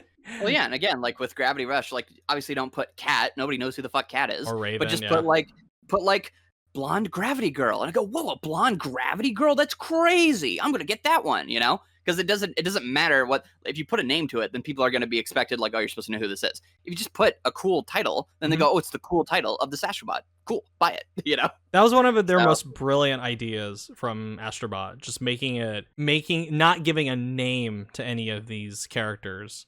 Just saying, here is Dude Raider, and it's supposed to be Nathan Drake, or Boy, and it's you know it's Atreus. But I always loved that because because again, this concept for Astro Bot could have been the most cynical feeling thing imaginable. But like I said in the past review, this is the least cynical corporate hagiography I've ever seen. And it's so cute and charming for something that is meant to sell you products, which is a miracle. No, it's great. No, it's genuinely everything they want Astro Bot to be, as far as like, you know, forget video games. He's just an easily marketable, infinite money printer because you just so like take advantage of it. I am giving you free reign. This is the best you want, which is that he will print money. He is cute and he can be anything you want him to be. Done. Mm-hmm. That's the whole point of any of these kind of little fads or whatever. It's like, whoa, it's a little pink little dog and you put it on your car key or whatever, and then people throw it away in 2 months. That's what you want. Astro Bot can be that for you. But also you can put also it works out too, because if you have like little cards with them that like have them in like a cool pose or whatever, you could be like, oh, you could get the Elf Adventurer one and it's like Jack, right? But then they know, well, people might want the Elf Adventurer with a gun and it's Jack 2 Jack, or they might want Desert Elf Adventurer and that's Jack 3 Jack, or they want Race Car Elf Adventurer and so that's Jack X Jack, and I will collect all of them. So the future, this is the last portion of this. Alrighty. Astro Bot 2 or anything else like spin-off ideas or new ideas for Team Asobi or level ideas that you might have for Astro Bot 2. I'm all ears. What do you think? What would you like to see from Astro Bot 2 as far as levels? Because I have some that I've written down that I think would be pretty cool if I could pitch ideas to Team Asobi. You can steal these ideas. If anyone from Team Asobi is watching, please steal my ideas. I would love to see these in Astro Bot 2. And translating it into Japanese, you got it. Yeah. No, I mean, I think I remember last time you had asked like, should they pivot from the PlayStation branding or go into their own thing? No, they need to pivot even harder into it. Double, triple, dipple down. They need to basically, like, they can keep all their original stuff that they do because they obviously have these very creative ideas. But I do think it is because they are so uncynical about like celebrating these characters. Like the most fun that I have in those games were usually the levels based off the other characters, not just because they were references. That was kind of the least important part to me because I haven't played the new Kratos game or whatever. I played Uncharted, so I knew that one. I've never played the Heavenly Sword or whatever it's called, Heaven Blade. What's Heavenly Sword. Hair? You got it right the first time.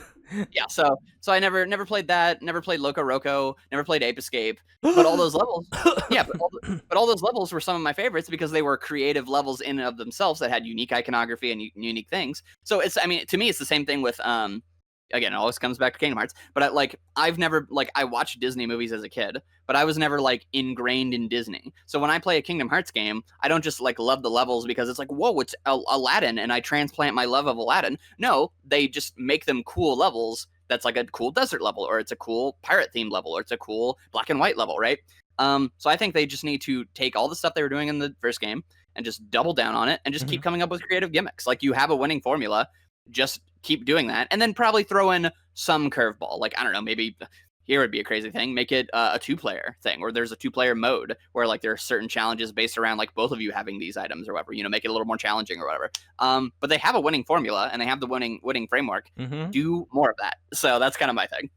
I'm of two minds about this. So it depends on what they do next. So the ideal for me for Team Asobi, and after giving this more thought, if they are going to lean harder into the PlayStation stuff for Astro Bot 2, I think there needs to be a break in between 1 and 2. If they're going to do that, then I would want to see a new IP from them. Or if they want to, my dream scenario is they are given the keys to the kingdom to make another Ape Escape. I would really love to see them make a full-on weird as shit, quirky, silly Ape Escape game. Especially considering that Ape Escape level completely sold me on the idea of them doing one.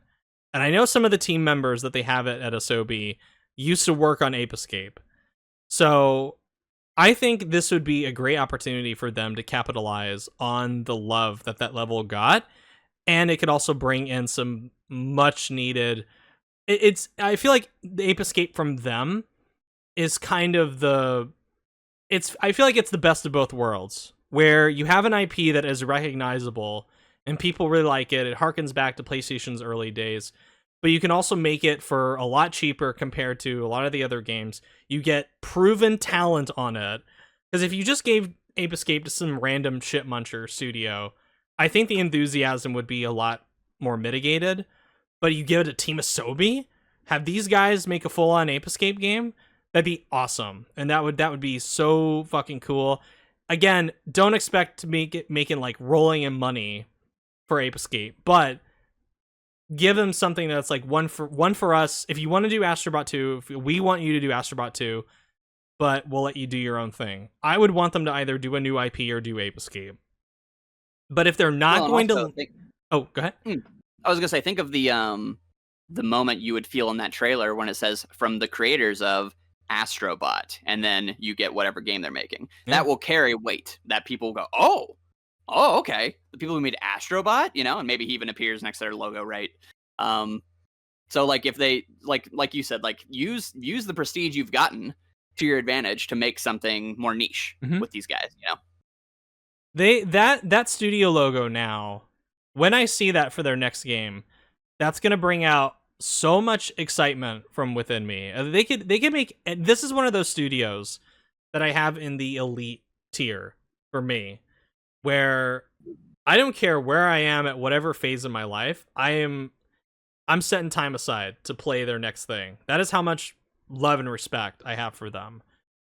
If they could put their logo next to anything and I would buy it, even if I'm like, I have no idea what this is, this looks weird as shit, but I trust them and I'm going to try it. But I would love to actually see them just make a new IP.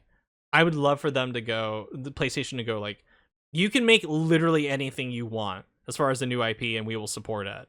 You brought us multiple Game of the Year wins, printing a good amount of money from Astro Bot. We'll let you do whatever you want. If you want to do something else besides Astro Bot, take a break from the PlayStation hagiography, go for it. We'll accept that.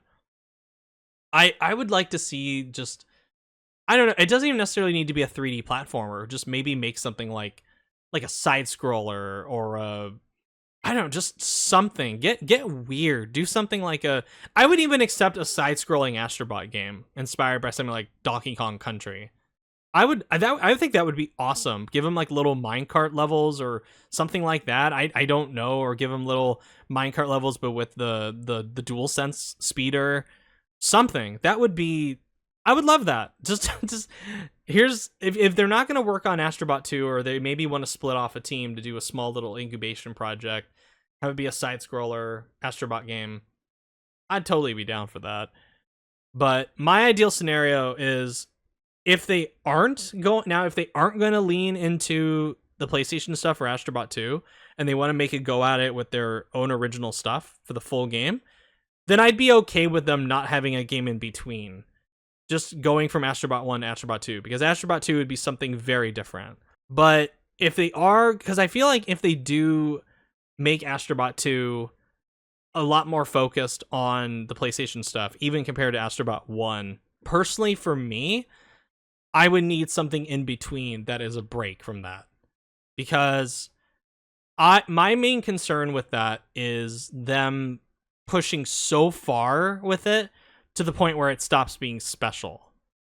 And tying Astro Bot's identity too much to PlayStation iconography. Because I think I said this with the last video, that I have a feeling that they could make an Astro Bot platform, a full-on 3 Astro Bot platformer, and not have any PlayStation iconography in it whatsoever. I think they could.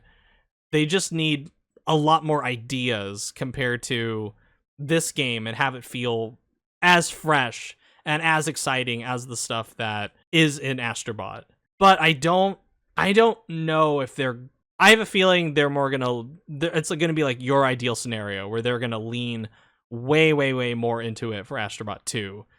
But that does worry me that it's, at least from my point of view, going to get old. Yeah, I guess it just depends on if they can keep the creativity intact. Because the Yeah. thing you have to worry about is that, because obviously, regardless of how fun the levels are, the most fun you have with those levels is when you find the little characters. Yep. So what do you replace finding the little characters with? That's the problem. Yeah. Like, what is... Because, like, you know, we haven't said it, but I'll say it. The little alien guy, he's not the most memorable, iconic character design. He ain't Bowser, I wouldn't say really any of their characters are, besides Astro Bot. I like the enemy designs, but mostly just kind of like the little mechy guys that'll show up. And like, again, they have like cool things with like, you have to do the spin attack and like their heads fall off or whatever.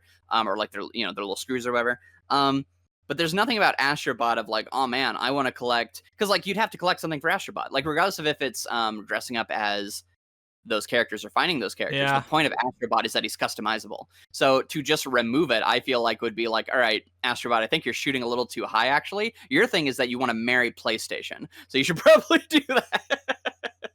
You know? I don't know if it's like, oh man, I get Astro Bot, but he has like cool bunny ears. It's like, okay, but that could be a PlayStation character, you know? So those are like the worst. Those are the worst costumes in Astro Bot, where you just, here's animals. I'm like, okay. Yeah, it's like, you know why I'm here.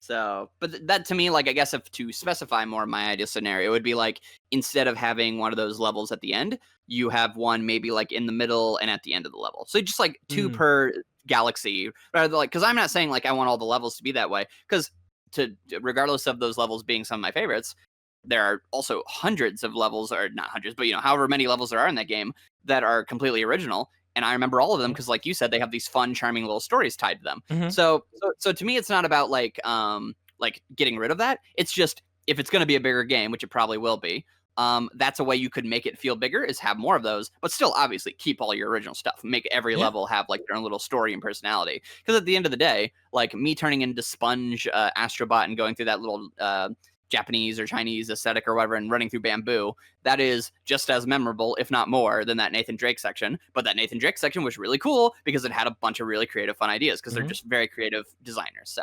So yeah, definitely agree with you, regardless of if they were to lean into that. Are there any specific kinds of levels, like non-PlayStation levels, that you would want to see for Astro Bot 2? Nothing specific, because my favorite levels are always the ones they surprise me with. So I would say just more so come up with more ways to use whatever the PlayStation 6's controller is going to do, unless they just ditch haptic feedback. I hope because not.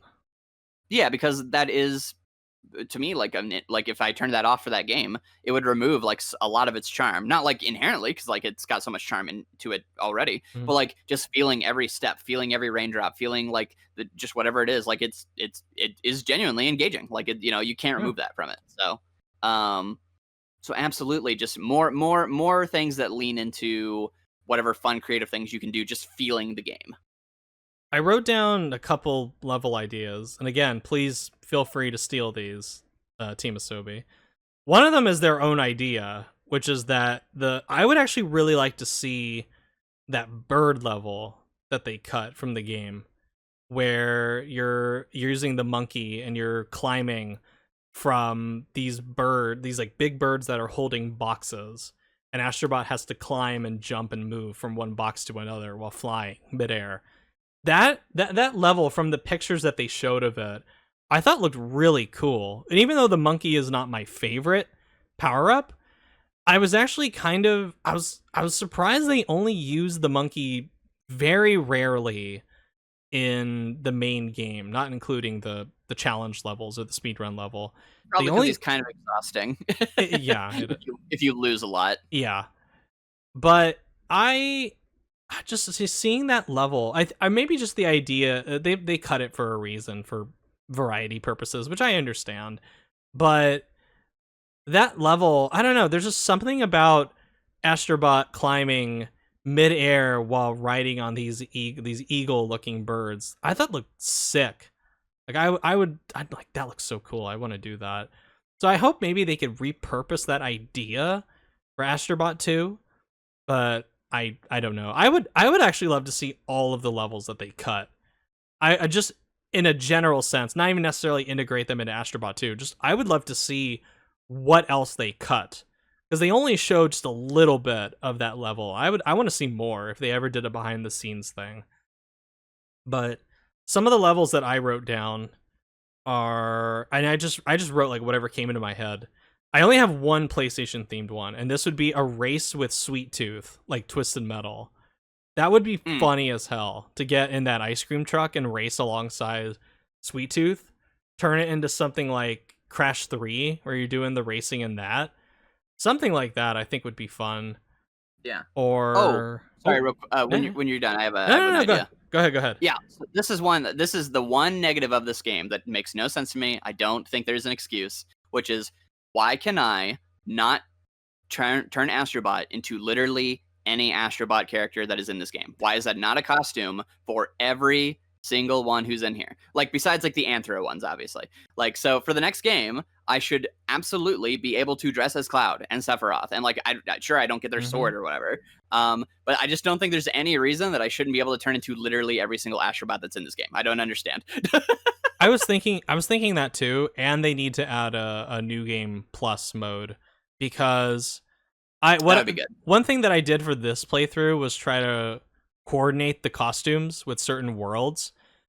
Like, the fact that it annoyed me that I couldn't dress up in the Demon Souls costume before going into that Molten Lava level where you get the Maiden in Black and the Demon Souls costume, like those costumes, the knight.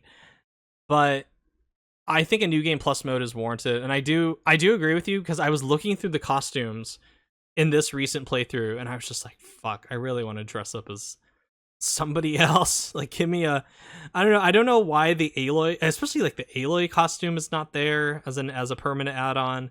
The Kratos one is not. I understand you can't be a fucking Loco Roco running around. The Ape Escape one is there, but yeah, for stuff where it makes no sense, of like, obviously you can't turn into a Loco Roco, but like, or like Crash, where he has like kind of this like unique, like, I think he's like wearing a costume is kind of the idea.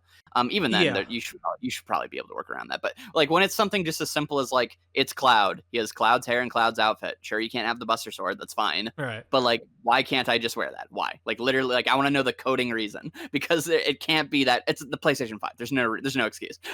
Well, market research showed that players will more than likely dress up as a red panda instead of Cloud or Sephiroth. As a cow, yeah. You have to be a cow. The cow gets a skin, but not Aloy or Cloud or Sephiroth or Kratos. It's like, what? Like, what? So yeah. It is very funny, though, that whoever did decide the outfits was a big PlayStation 2 fan, because you definitely get to be Sly and Jack and Ratchet. I mean, which, I'm happy for, but what about literally everybody else? I mean, Bloodborne and Sly get rep at least, which is good for me. But then the fact that I can't dress up as Cloud after getting him is annoying.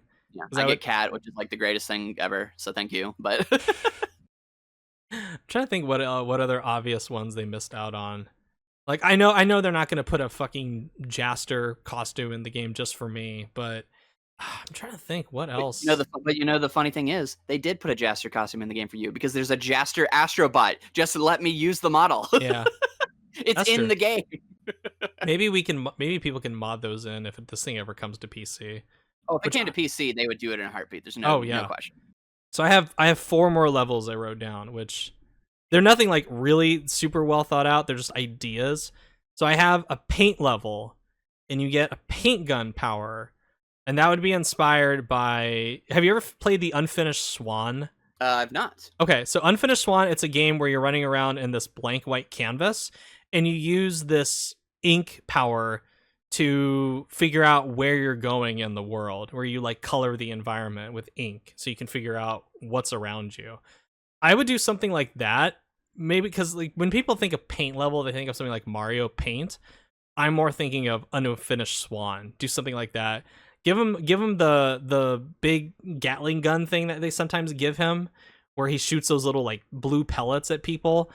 Give him a paint one, something like that, or something like what was in the construction level, the puzzle you have to do to get the Parappa the Rappa bot, where you paint the invisible platforms with the controller paint. Do something like that, but a full level. I think that could be really fun. Yeah. Or another one I have is a giant robot chef level, because I love that giant robot that they have.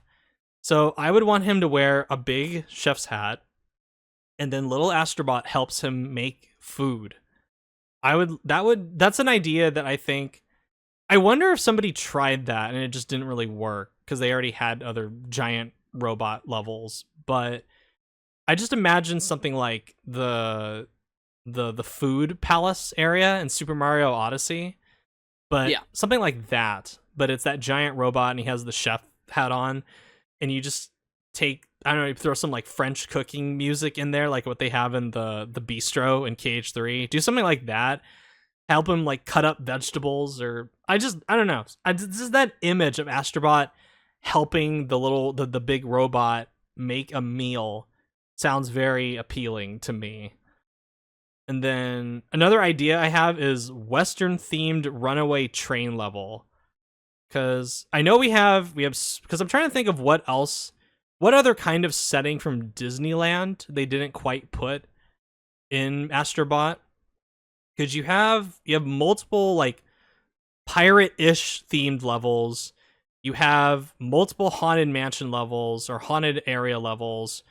You have a level that to me is inspired by Splash Mountain in a way because of its musicality.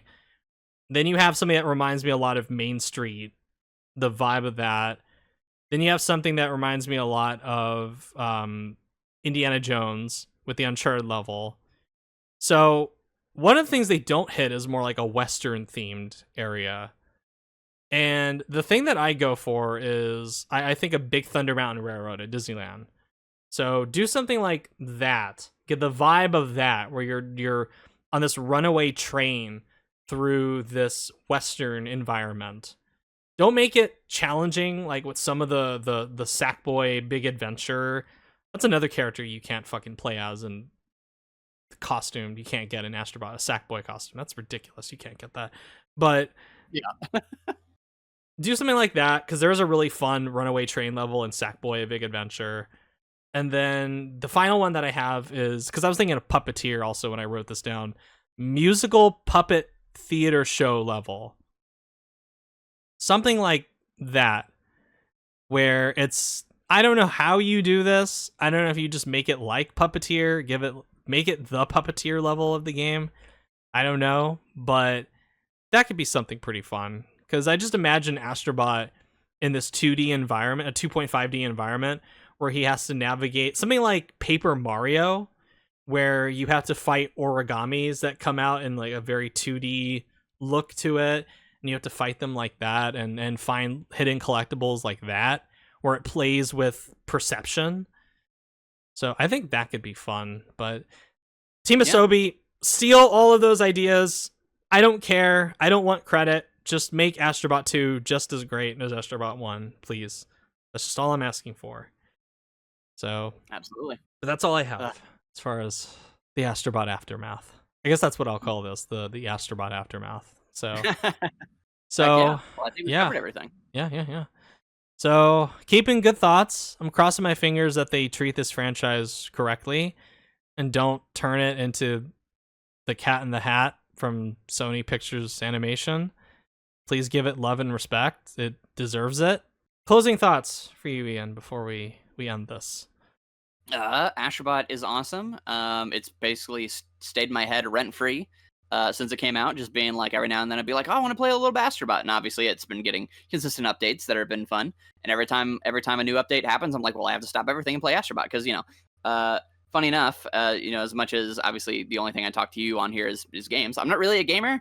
I'm more of like I was a gamer when I was a kid and played a lot of PlayStation stuff, and then I kind of just stick with a lot of the games that I know are legacy series. So like if Kingdom Hearts ever comes out, I play that. If a new Ratchet comes out, I play that. If it's like Shantae or something, I'll play that. But for the most part, I don't really play games. But Astro Bot was one of those rare games that stuck out to me very obviously as like, this is going to be great. And obviously you've been singing its praises for years since like the Playroom. I imagine you like standing somewhere and then me like over your head like the moon from Majora's Mask with just this, like look on my face like play Astro Bot. Play Astro Bot. Legitimately, like every time I'd watch your videos talking about it, it would be in my head of like I should play that, and so I finally did, and it was fantastic. So ever since Astro Bots came into my life, I've been like, wow, Astro Bot's really cool, and that's awesome, and you have you to thank for it because you were the one who pushed me to get it. So and not like even like messaging me about it, but just like your enthusiasm. So it's a game that brings out a lot of joy in people, and that's what you want. So yeah, I'm a self-professed Astro Bot prophet. So I will, or what's the term when you like go out and preach the word of like a certain deity? You're like an apostle or something. Apostle. There we go. Thank you. I am an apostle for Astro Bot, unapologetically. Ambassador Astro Bot. I'm an ambassador to the ambassador of the PlayStation experience. So. And all you're doing is saying Astro Bot, keep it up. Yeah, keep it up. Don't make a stupid movie. Just make some like nice silent little shorts and I'll be happy. Make a theme park ride. That'd be fun too. That'd be fine. Put a Sora in Astro Bot, please. We have to consult some other unwilling third parties on that, but we'll deal with it. Well, Ian, thank you so much for coming by. I really appreciate it. Yeah, thanks for having me as always. It's always a pleasure. And where can people find you? Yeah, I'm IanWaffles. You can find me on my YouTube channel, IanWaffles, where I've not made a video in like a year, and that probably won't be. I probably won't be making any more for a while. So yeah, but I mean, I guess if you want to find me, I have a podcast I do with my buddy, the Silver Ace 01, where we talk about Archie Sonic comics. So if you want to hear me just like talk about Sonic for incessant amount of time, if you're into that, then you can go there. Otherwise, I've got my own projects working on in the background, but that will not be seeing the light of day for a while. But when it does, I definitely will promote the heck out of it. Yeah. I will when the one that I've looked at is more formally out there in the wild, I will have you back on to discuss it because I would like for it to get all the promotion that it can because it is very cool. I really appreciate it. Thank you.